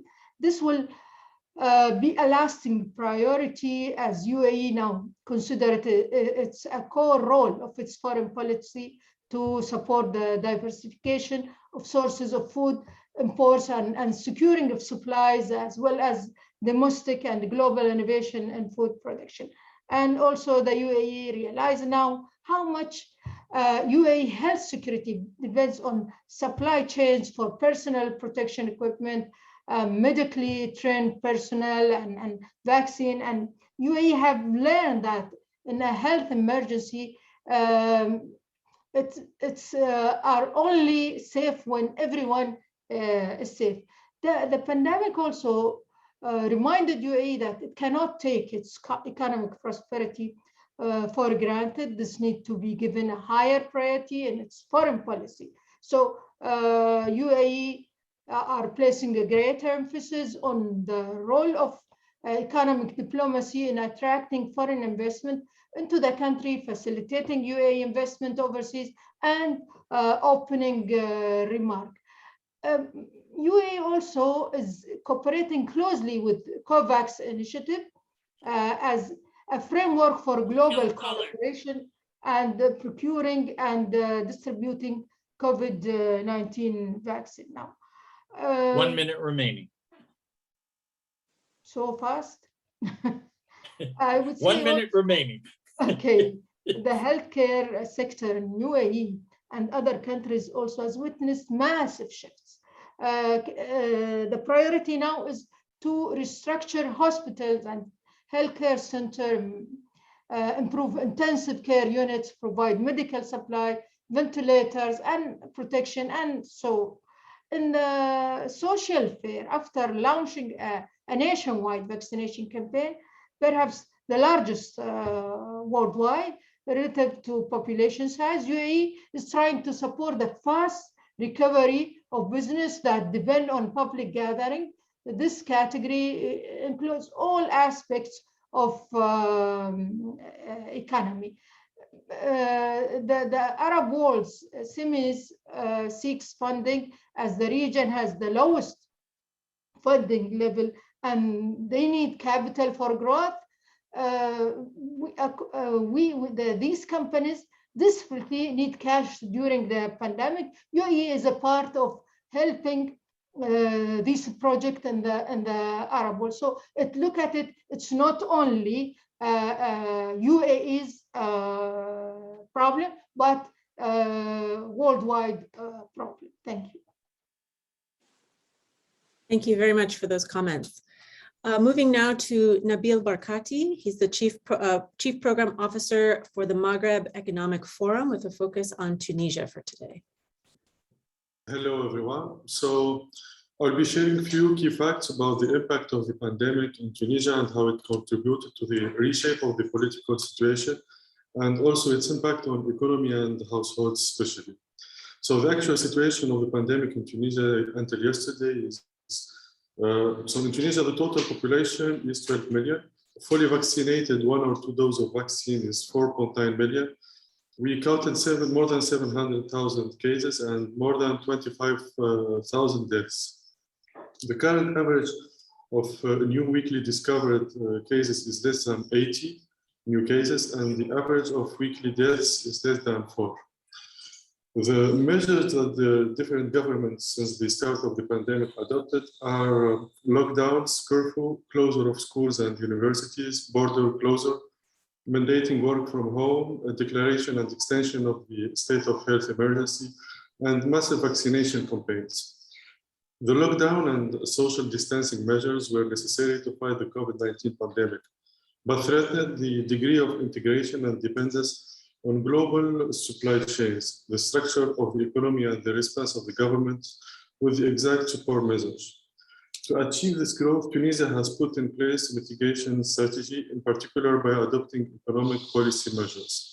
The Tunisian government announced an emergency plan amounting to 2.5 billion Tunisian dinars, equivalent to $0.8 billion US, corresponding to about 2% of the national GDP. It is intended to reduce the impact of the pandemic on different economic sectors, especially those most affected by the crisis. The health sector was also the subject of specific measures, and 500 million Tunisian dinars were allocated to the constitution of the strategic stock of medicines, vaccines, food products, and hydrocarbons. Annual growth in 2020 was evaluated to be in 2021 2.4%. The reevaluated forecast is 4.1, which means that Tunisia had did well. But concerning the impact of employment, the COVID-19 pandemic has a global impact on employment, leading to an increase in the unemployment rate, aggravated by particularly the total or partial closure of workplaces. According to the National Institute of Statistics, an estimated number of 2,000 Tunisians lost their jobs due to the pandemic as of November 2020. The sectors impacted by the COVID-19 pandemic are industries, construction, services to businesses and individuals, banking, formal and informal, international and local trade, tourism industry, hotels, restaurants. 1 minute remaining. Cultural industries, entertainment and leisure, transport and travel. So to finish really quickly, so I'll jump to the impact on public debt. The health and economic crisis caused by the coronavirus pandemic led to the sharp increase in public debt at the global level. This increase in public debt is twofold. On one hand, states must quickly sustain massive additional spending on strengthening their health system. And on the other hand, the decrease in the economic activity led to lower government revenues. Politically, the impact of the COVID-19 pandemic couldn't be predicted. Tensions rose only on July 25th after President Kais Saied controversially sacked Prime Minister Hisham al-Shishi and suspended parliament, removed that Saied's political opponent, so as an overturn. Protesters demanded the dissolution of the parliament and the departure of the prime minister. These protesters came after the World Health Organization published that Tunisia has the highest coronavirus death rate per capita in Africa and the Middle East. A week before Kais Saied's move, Tunisia recorded the highest number of daily deaths since the start of the pandemic. Thank you. Thank you very much. Okay, now we will move to Osama El-Gohari, the chairman of the Information Decision Support Center, with a focus on Egypt. First of all, I would like to thank the chairman of the Rasat and its team for organizing this virtual summit, and also extend my sincere appreciation for the TTCSP team for all the efforts exerted to share the knowledge between the think tanks, which is a key success factor to all of us in doing our mission. I think I'm lucky that we have two Egyptian speakers before me, so I will try to be very brief and provide a very quick assessment of the impact of COVID on Egypt. The Egyptian economy, like most emerging markets, had been hit hardly from the pandemic. A country who just came out of two revolutions and with more than 100 million population, 30% of them lived below the national poverty line. Due to the pandemic, it found itself suddenly facing a sudden stop in tourism, which accounts for around 12% of GDP, 10% of employment. Also a sharp fall in the FDI and international trade with other strategic partners. So the decision makers was having this paradox within to put the public health as its first priority and apply a full lockdown like the majority of other countries, or just leave the economy acting normally.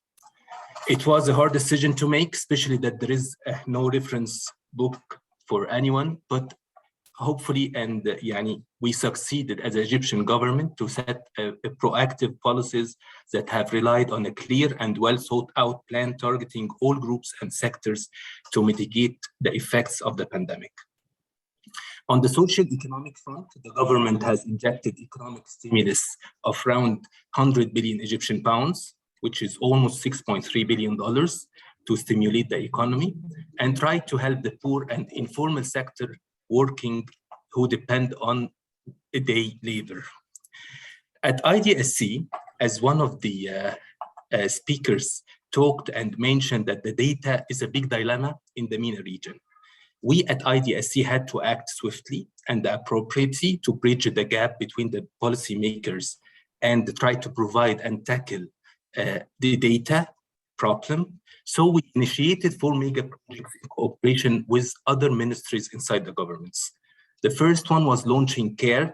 This is a website which provides awareness. It's an awareness platform about the coronavirus, which include credible information about the virus, methods of transmission, ways to prevent it, people who is most vulnerable to it.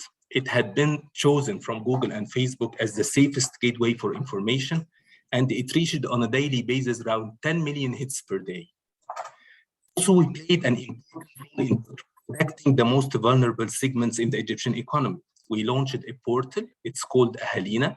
It's an electronic portal that serves as a swift primary data source on families and segments that require immediate financial assistance during the crisis. We collected the data of almost 7 million persons and circulated in cooperation with other ministers around 3.2 billion pounds in 3 different stages. The third thing, we developed a social media analytic platform based on the AI to analyze the people's sentiment and identify key areas that require more efforts from the government. Also, we started to provide a group of series and publications about the COVID and circulate the infographics and videographics in the transport stations and schools and universities. This year at IGSC, and due to the high turbulence in the world economy, we focused our efforts in helping the decision makers to take quick decisions based on a user-friendly AI platform. It helps the ministers to do specific shocks to the economy and see its overall impact. It's 1 minute remaining. Well, this is the last thing. Also, I want to say again, thank you for having this summit and for all the teams working to make it successful. Thank you so much. Thank you very much. Now moving to the next speaker, Gil Merciano, the CEO of MITVEM, the Israeli Institute for Regional Foreign Policies. Good afternoon to everybody. Thank you very much, Jim, and the leadership of Dirasat for inviting me to speak and for actually conducting this important event, not just for us to learn about this ecosystematic influence, but really the comparative knowledge that we gain from each and every one of you, and it's a great opportunity. I was hoping to speak to you from my office, but I'm speaking from my home because I'm basically in quarantine. And I'm in quarantine because of, not God forbid, because I expected the COVID, but because of a change in the registration system of the Israeli Ministry of Health following a return from the US. And I'm mentioning it not in order to call for an international appeal for my release from quarantine, but rather to maybe to use it as a metaphor to the Israeli mindset, which tends to be very assertive and yet lacking planning, lacking strategic planning. And if I have to describe, as think tanks, I think it's important that we also analyze the strategic culture of our nations, the assumptions that define policy, not just the policy themselves. And I think that if we have to describe the first year and a half of dealing with COVID in Israel, I would describe it as a mindset of moving from catastrophe to euphoria and then back to catastrophe. All or nothing dynamics between total closure into total opening. As the former Israeli Prime Minister Netanyahu could actually in May celebrate the so-called victory over COVID, asking people to go out and to have a glass of beer. And then 3 months later, Israel was one of the leading countries in number of cases per capita.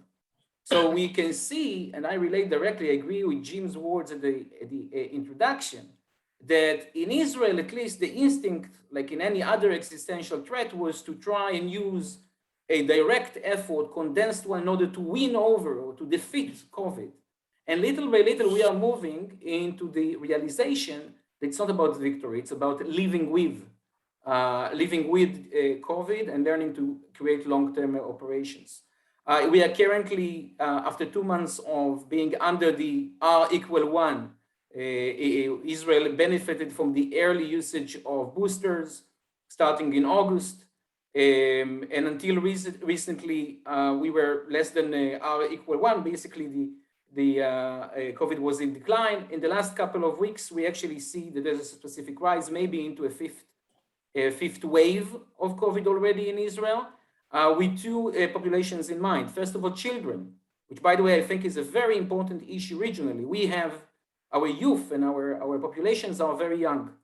And when we speak about vaccination of children under the age of 12, it might be, maybe not for other countries, but in our region, it might be a game changer.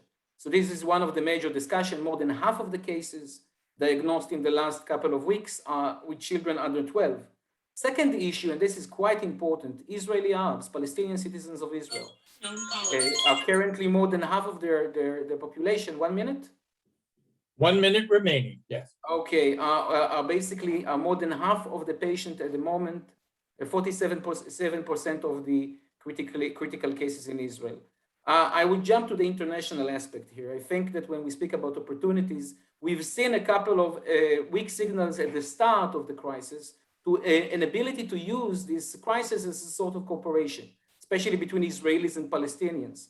Thinking in the early phase, we've seen the Ministry of Health in Israel with new commitment to vaccinate Palestinians, but overall, it is still a contributing factor when it comes to crisis and conflicts. We've seen it in the last Gaza escalation, where the two major hubs of escalation were in Gaza and Jerusalem, two of the major spots that were also damaged and suffered the cost of COVID, tourism and the economic crisis in Gaza. It is still an interesting basis for long-term cooperation when we speak about the regional level, but I will use the Q&A to relate to it. Thank you very much. And on that note, please post your questions to the chat. Thank you. Okay, next up we have Siham Drisi, the Assistant Director for the Strategic Fikir Center for Studies out of Turkey. Okay, thank you. I would like to thank you for such great opportunity. Today, first, I will be sharing with you our multidimensional outlook of the COVID-19 impact on Turkey 2021. To some extent, we are speaking about which we can call the post-pandemic era in Turkey. Before starting, it is important for me to mention that Turkey is really a controversial case, since in the same domain, social or public health or political dimension, we will find simultaneously several growth drivers and problem. The first point I will focus on the public health. Turkey has followed the strong vaccination campaign against COVID-19 throughout November 2021. 56 million got the second dose, and no COVID-19 related restriction were implemented, although mask social distance rules were still to be followed. As a result of its investment in healthcare sector, infrastructure or personal, Turkey finds itself or find no significant distribution or problem in health services during the vaccination campaign. But it is important to note that COVID-19 in Turkey continued to be high, with the country reporting that more than 20,000 cases daily. The second point, I will focus on the economic dimension. We will take just a look on the COVID-19 impacts on what I consider the fundamental drivers of Turkish economy. From the beginning of this year, it is expected to achieve a 4 to 5% growth in the economy, thanks to the ongoing global economic recovery, progress in the COVID vaccination. It seems that what happens because a recovery in the tourism sector, export sector, even the digital sector has supported the growth in Turkish economy. There are I take an example here of digital or the startup sector, a 35% increase in the number of startups investment from 2020 and still on the rise in 21. Also, the economy has expanded in the second quarter of 21. It is the highest annual growth since 1999. But the change of the central bank governor has accelerated the dramatic volatility in the Turkish lira and created more risk and uncertainty toward investment and the prices and the private sector. Also, annual 1 minute remaining. Just 1 minute. Okay, I will deal with the third point. Okay, the social COVID crisis has fundamentally accelerated the social problem, which are already in place.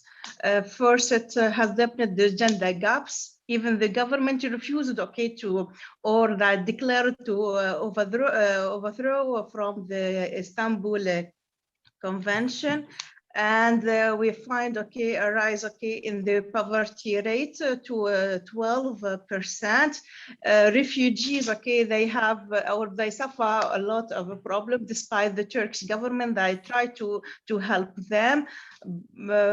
Find there is there is an increase of or return on female labor market participation, but the domestic violence is still high. The last point, which is the political level, in terms of domestic politics, is seen that the transformative movement has begun. The Turkish leadership calling to rewriting the constitution, and some opposition parties calling for a return the parliamentary political system.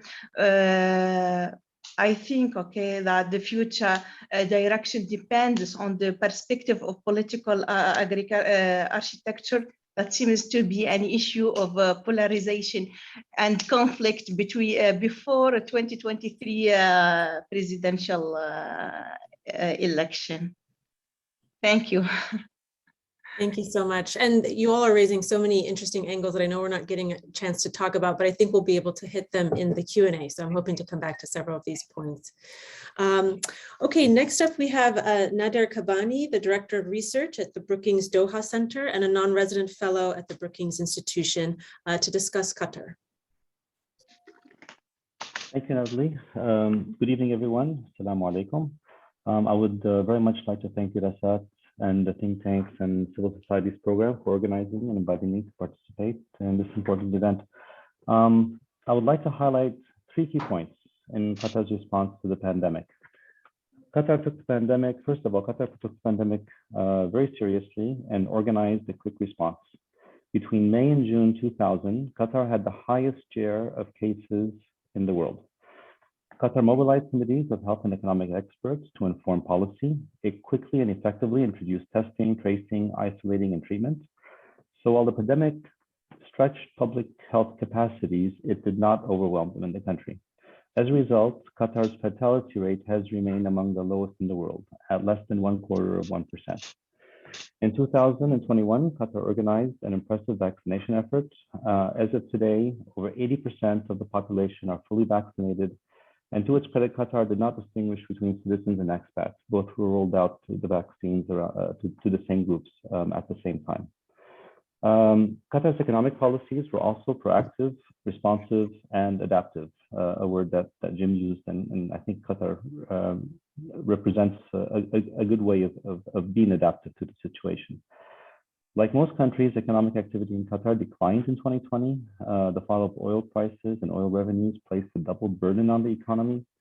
But Qatar supported the private sector. It introduced financial stimulus package of around $2 billion, postponed loan payments, provided relief from taxes and duties, and more. During the lockdown phase, Qatar also moved much of its economic activity and education provision and government services online. Also, we don't hear much about this, but and while data are not complete, we estimate that Qatar provided around $250 million in COVID-related assistance to over 80 countries across the world. The third point is something to think about a bit. Like most countries, Qatar is struggling to strike the right balance between public health and economic concerns. So while Qatar did well on its own terms, it is a wealthy country that handled the situation well. And we have to keep in mind, as Fabrizio pointed out, a starkly different reality in situations of countries of conflict, and Maha brought that to life in the context of Lebanon. But even so, acknowledging its resources, Qatar exhibited good governance and relied on expert-guided and data-driven policy. As Paul and Roberta both emphasized, was key. There is room for improvement, however. Policymakers across the world must balance public health and economic concerns, and ideally managing smooth incremental transitions between them. The reality in Qatar and elsewhere is it's more like a pendulum, swinging a bit too far in one direction and then too far in the other. Qatar's wave is a case in point.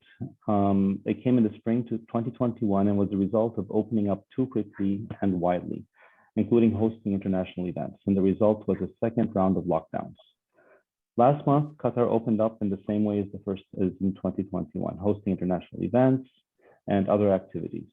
Some of these activities, like the Arab World Cup, which is just starting, are necessary. 1 minute remaining. Other activities, not so much. So the hope in the country is that vaccination rates are high enough to provide a level of herd immunity, but we worry that the pendulum may again be swimming too far in the other direction. Thank you very much. Thank you very much for those comments. So now we move to Mohammed Al-Salami, the founder and president of the International Institute for Iranian Studies, and to focus on Saudi Arabia. Thank you very much, and thank you for Dirasat and for Jim and his team. Actually, I'm already nervous because of the 1 minute remaining of Jim.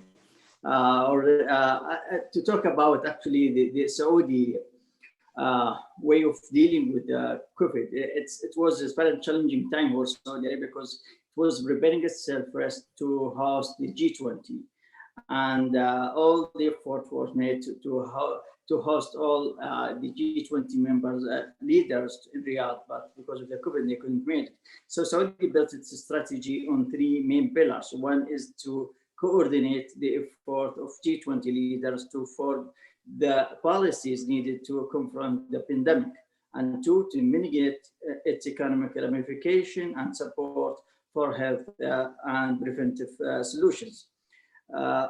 So Saudi was trying to help this, to solve this problem and to do its best to confront this pandemic. Therefore, there were 2 G20 summits, maybe for the first time. One was on March 26th of 2020, and the second was on November 21st, again 2020. That was led by chaired by the King of Saudi Arabia, King Salman bin Abdulaziz, where the leaders of G20 pledged over 21 billion to support funding global health through the supporting of production and cooperation of vaccines and diagnostic tests. Also, Saudi alone actually provide aid of humanitarian aid of around $500 million to different organizations around the globe, including CEPI, GAFI, and others. Third, I think it's very important to mention Saudi has a very unique place, and because it has to host the Hajj people who come to Mecca and Umrah during the year. So it was very difficult for Saudi to both keep the Hajj people coming for Hajj to Mecca and at the same time for Umrah, and at the same time try to apply the COVID protocol. So therefore, Saudi, although it was limiting the number, it kept the Hajj and the season as the same. Also, I'd like to mention, despite the decline of oil exports, the bedrock of the Saudi economy, the Saudi government admitted that the measures to combat the pandemic impact both citizens and companies, and in response to that, the government implemented a wide range of inactive economic measures, like government paid 60% of the salaries of Saudi employees working for private sector. I know it's 1 minute. I'm trying to move on. Thank you. You have spared me. This also on e-government, and this is a key, I think. So there's a very successful story, I would say. We have 2 main applications, Tawakkalna and Sahati, that's to manage and control the pandemic. And I think these 2 applications played a very important role to control the pandemic and find the cases very quickly, and therefore try to do and act accordingly. Therefore, I think with these 2 applications helped both bring down and decreasing the numbers of cases, and at the same time take the measures in terms of the vaccinations and the travel, protocols and other things. Also, I think I have to conclude with the Saudi achievement of great success due to implementing preventive measures. The government managed to make the people quickly return to normal life, whether in business, education, or travel, to achieve their Saudi Vision 2030.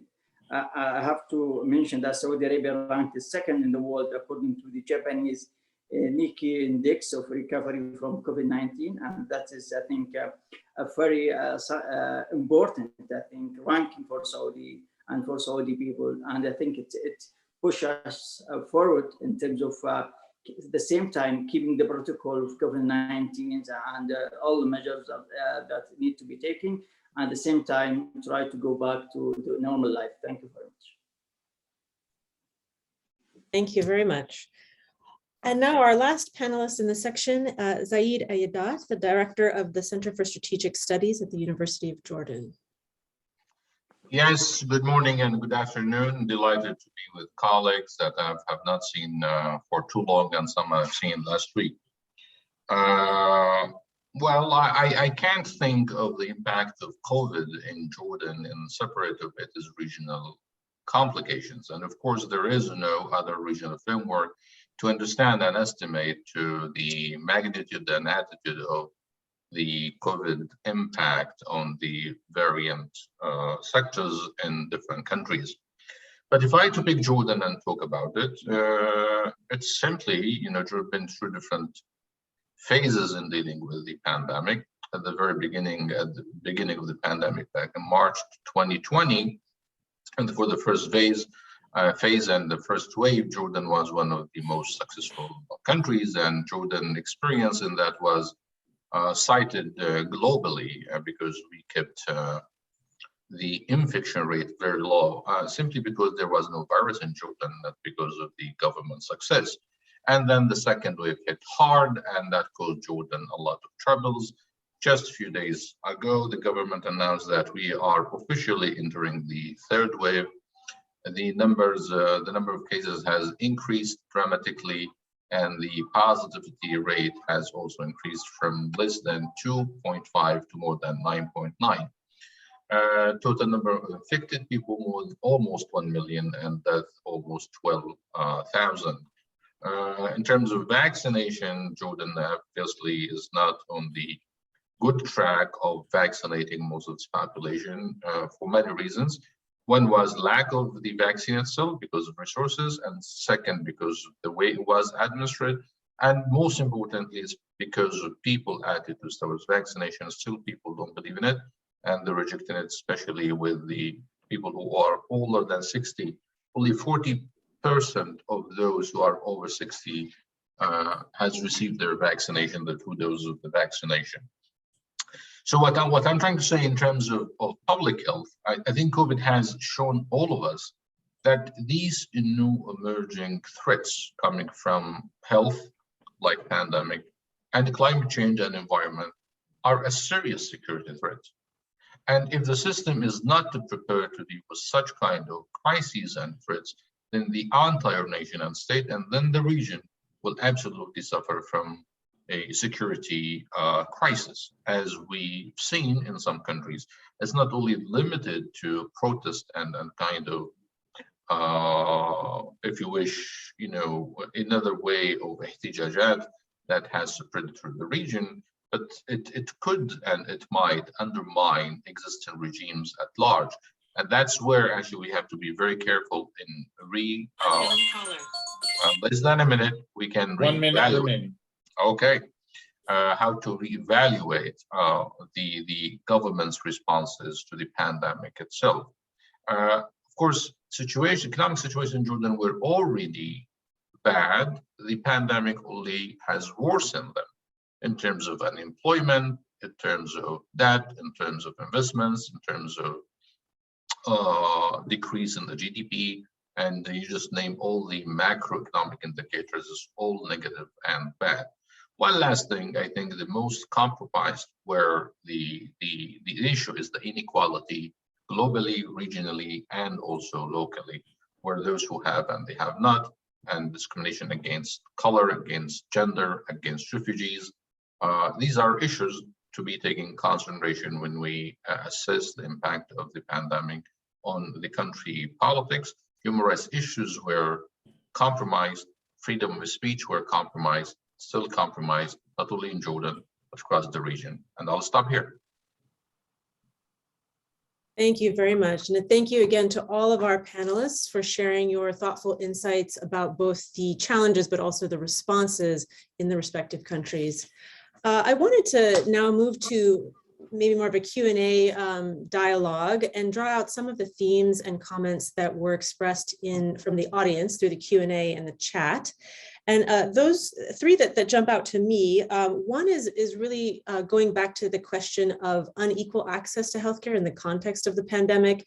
I know we also briefly touched on the refugee populations as a subset of those impacted, and several countries host quite sizable refugee countries that we've talked about. The second topic I'd like to maybe focus on a bit more is the political futures, the long-term impact of the responses to some of the political parties and leaders that are currently governing. And then third, one of the concepts of this idea of collaboration or examples of collaboration around the region. So first for anyone who has any additional comments on efforts to address the unequal access to both healthcare or healthcare information. I know this example was shared in the Egypt context with data access to credible information as an example.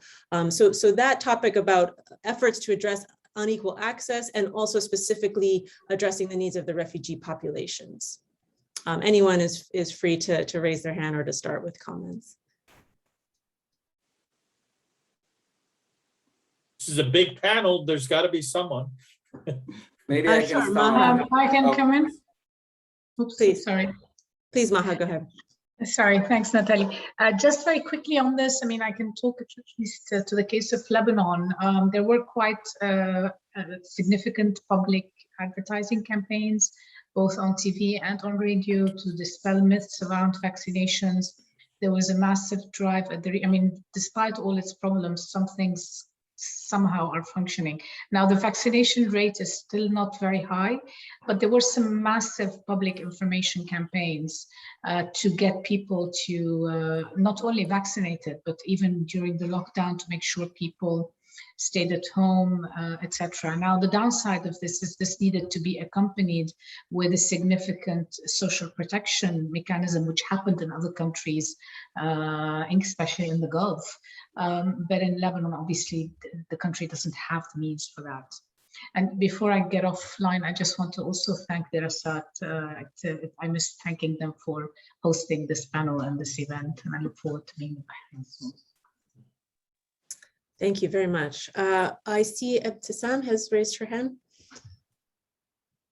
Yeah, I think the inequality in terms of vaccination has not been addressed well, and it has not been managed well on the international level between those whom they have and those whom they haven't. And we have seen that war between these companies, and still this, especially with Africa, and here it's not because it's my country, but UAE has taken in its shoulder to distribute this to many of poor countries and friends or non-friends of that. I think this is an issue should be highlighted by the think tanks that should be on the regional and international level. Thank you. Over to Gil. Yeah, just one point to add. I think that, in the Israeli case, the two major, issues of access were related to the ultra-Orthodox community in Israel, the highly ultra-Orthodox, and to the Palestinian citizens of Israel. And the interesting thing is that at the start, the focus was on building infrastructure, an actual infrastructure and public campaign. I think that, we treat COVID as a pressure test, where you pay for long years of negligence, maybe, or as the system, on the national level. And the first thing is to build trust in many cases, when it comes to vaccination, when it comes to following specific, the national campaign itself. So this is also, I think, a job that is basically in our, under our responsibility to understand how to build a mechanism of intercommunal trust on that level. Thanks. Thank you. Yes, Nader. Yes, I think just one more dynamic to consider as well is that many countries who lack the resources for vaccines, I think are also actively maybe allowing rumors of the negative effects of vaccines to spread because they don't have the capacity to deal with them. We see that, and then when the vaccine becomes available, then you have a difficulty kind of going back and overcoming that. We see that, for example, in the case of Syria, currently you can get the Chinese and Sputnik vaccines there, but many people now have been attuned to not getting it through various mechanisms. So there's this burden. We might have actually seen this in the U.S. as well. I mean, when the vaccine wasn't available, you had a lot of disinformation about the negative effects of vaccines because there wasn't a solution.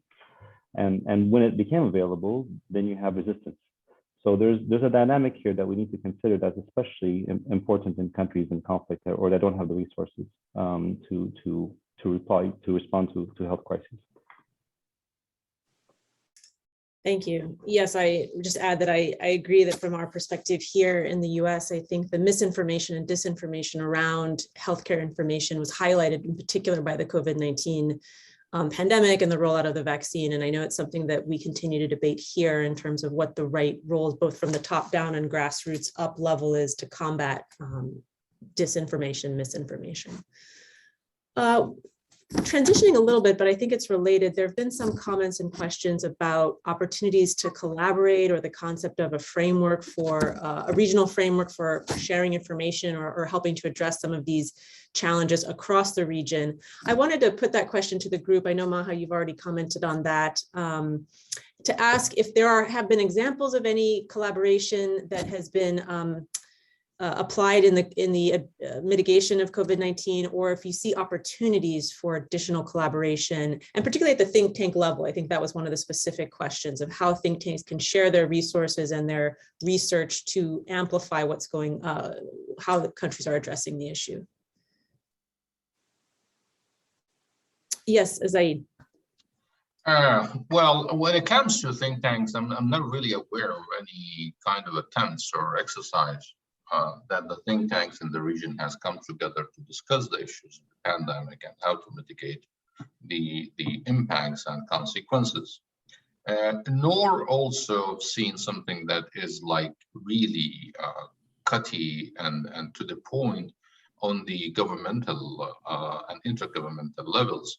There have been some meetings and conversation, but I think as we all agree too, the COVID, although it actually has re-emphasized the need for cooperation, it also pushes countries into their own local politics to manage with whatever resources they can, and in particular to protect the population of the infection. And I think if there is something or lessons to be learned, that the role of the think tank in preparing a policy platforms, a policy categories and a policy supermarket, if you wish, the shelves on issues has to do with these emerging crises and threats in order to be in place whenever these crises will break out or come in. Now, related to that, we've seen some kind of support coming from wealthy countries from the Gulf, like the Emirates, Saudi, and Qatar and Kuwait, to less wealthy or poor countries in the region, and that helped for sure. Especially, I'm referring to the example in Jordan. Most of the field hospitals, and I mean not most, all of the field hospitals in Jordan were built by the aid and support coming from the United Arab Emirates. That has played a major role in the Jordan public health resilience to deal with the second wave and now with the third wave.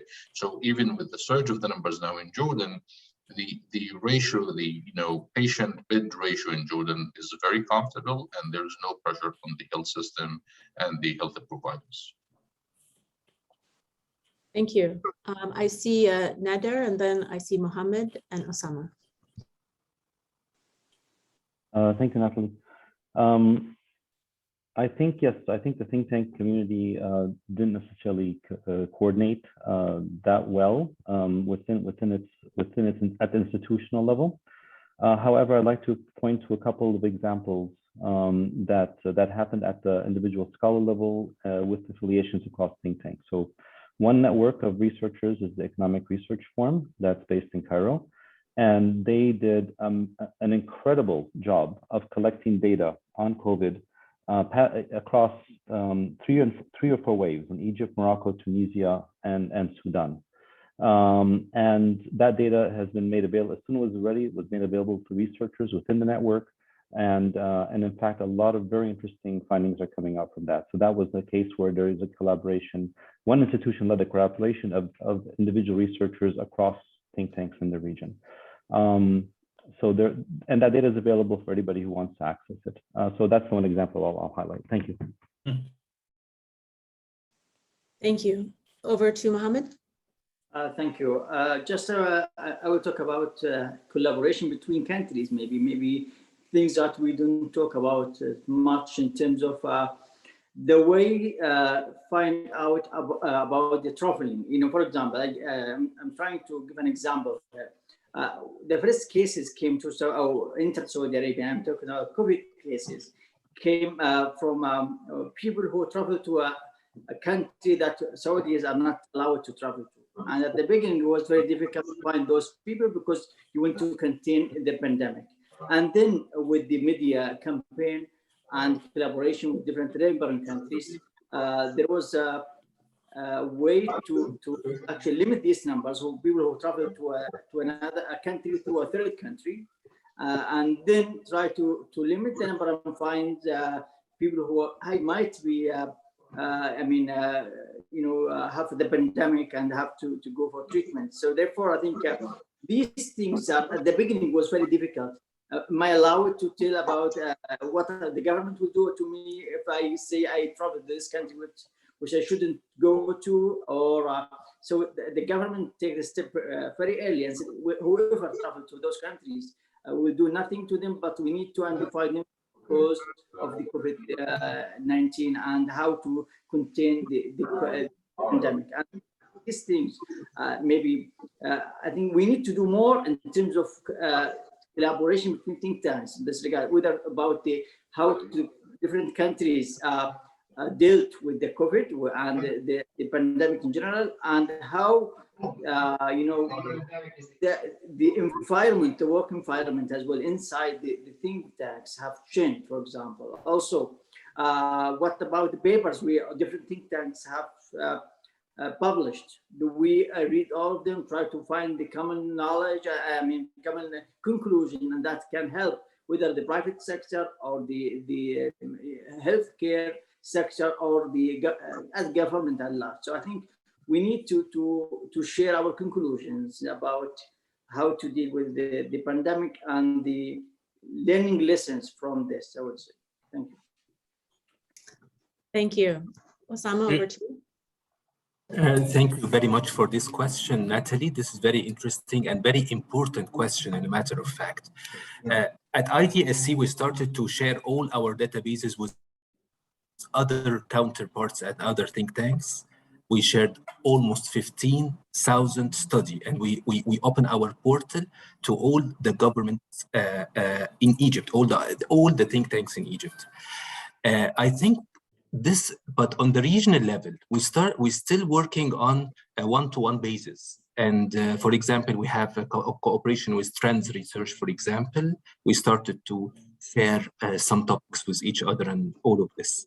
But I think that what you mentioned is very important. I'm willing to, if the other stakeholders see that we can do it together, we can come up with from this round table, and I can build a portal from IDSC as a gift, where we can share all our knowledge, we can put our library, we can put our studies all together, and I will share it on my own.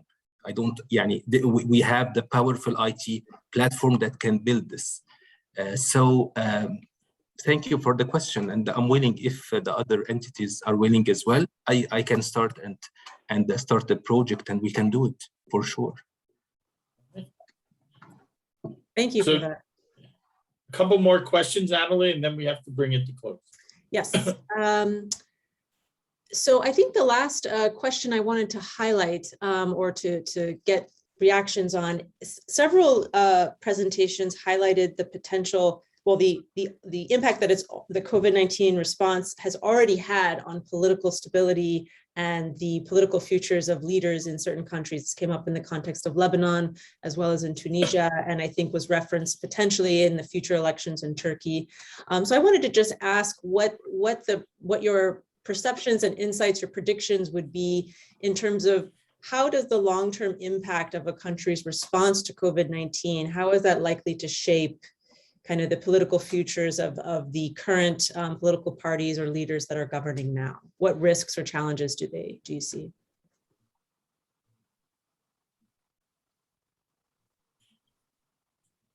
Yes, Gil.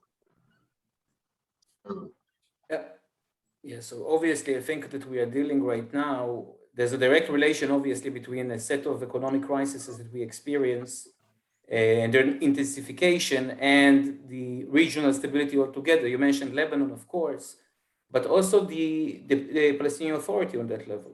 We are facing currently a major economic crisis that comes together with the legitimacy crisis.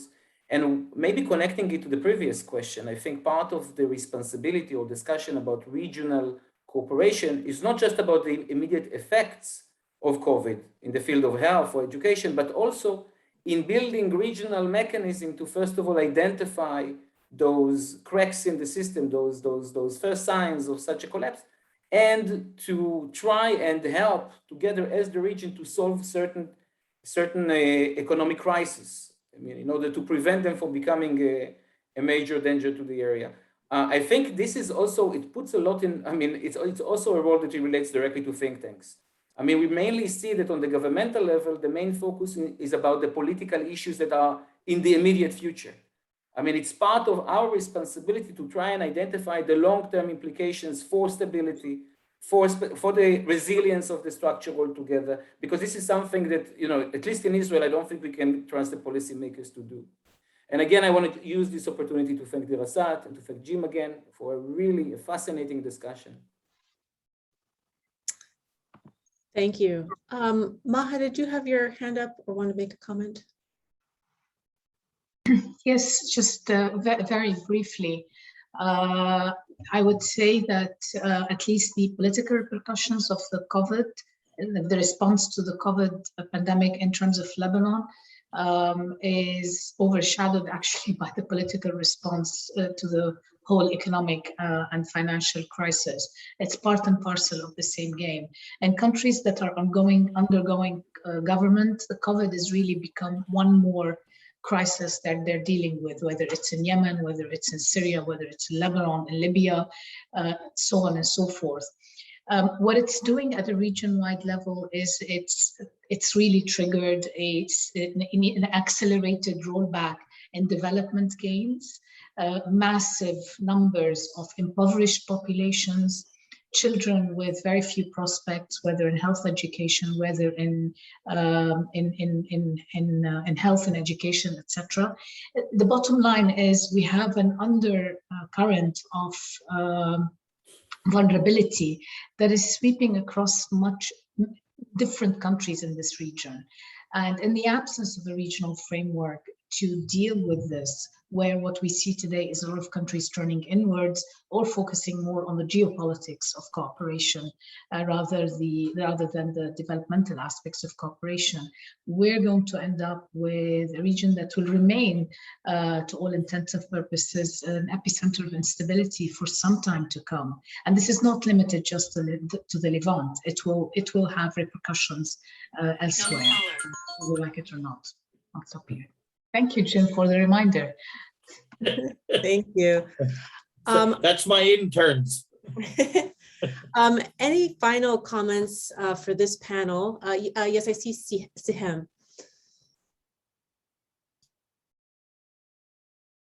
I think you're still muted. Yes. Sorry. Yes. Just a moment. Yes. Sorry. Just briefly, okay, concerning the political dimension, I think, okay, both for Tunisia and Turkey, it is the time of change. Maybe positive, maybe negative, I don't know, but it is a time. There is a kind of a transformative moment here, not just, okay, for the pandemic impact, but for the economic impact of the pandemic.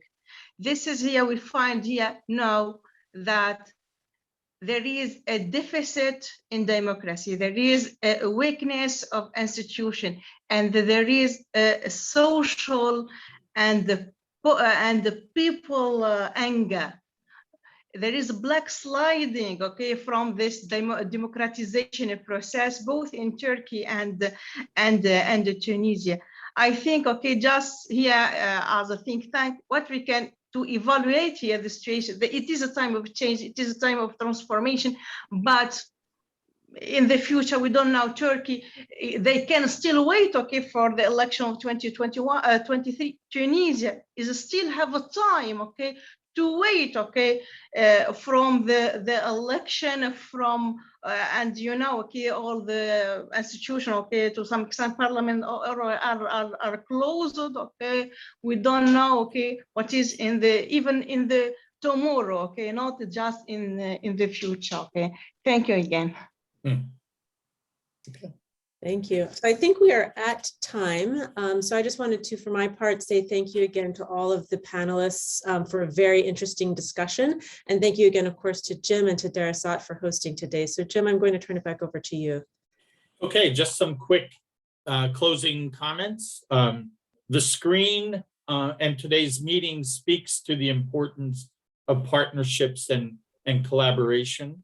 I would also suggest that you know, we can move from this moment, from this and the Global Summit, to partnerships which have been forged at the meetings, and to take that initiative and suggestions from our colleagues to take the lead on forging and creating the mechanism for building partnerships and sharing best practices and information. I would also say that the time for conventional wisdom, the time for traditional models in terms of think tanks is over. That we need to shatter those models that we have and conceptions we have of policy and how institutions and think tanks are organized, and transform them to meet the challenges that we will face in the future. There will be policy tsunamis. The shelf life of policy issues will be short, but catastrophic, and that we need to structure our institutions and rethink. Historically, the view of think tanks was their role was short-term and mid-term thinking. We will not survive if we cannot explain to governments, to policymakers, what the hell is going on in the street. And the anger and discontent will rise, because the one sure thing is when there is raised hope and expectations that are dashed or not met, will be, as we're seeing in and has been mentioned in Turkey and in Lebanon and in Tunisia, there is an implication and a price to pay for that. And we will be blamed as institutions if we're not in helping think through, not solve, not predict, but helpful understand what is going on and how to respond to it, not in the long term, not in the midterm, but unfortunately in the moment. And the challenge is think tanks have to now think in and respond to what's happening and provide some insight, but also think in the midterm and the long term. Those are huge challenges. Institutions can't do that alone. We need to think through and identify the best practices that will strengthen not only our individual institutions, but the community of think tanks, especially in the Middle East, where the challenges are great and where the need to modernize, reform, and transform our institutions is key. But we can do it. We can do it together. We can do it through partnerships. And this meeting and the diversity of those who are present demonstrates the promise of what is likely if we come together and forge meaningful partnerships. Dr. El Khalifa, would you like to say some final words? He had asked, I'm not sure if he was able to. Dr. James, if you allow me, I'm Hamid Ibrahim Abdullah, I'm Hamid, yes, Director of Darasat. Yeah, yep. Thank you very much. On behalf of on behalf Dr. El Khalifa, thank you. Yeah, on behalf of Dr. Sheikh Abdullah bin Ahmed Al Khalifa, Chairman of the Bahrain Center for Strategic International and Energy Studies, Dirasat, I would like to thank you all for attending virtually the MENA Think Tank Summit and for this fruitful discussion we had. I would also like to thank Dr. James McGann and his amazing team putting this event together. I thank you all, and I look forward to seeing you physically in the Kingdom of Bahrain and the Global Think Tank Summit in December 2021. Thank you very much. And join the Women in Think Tank Network. So we have 500 strong. Thank you. Thank you. Bye-bye.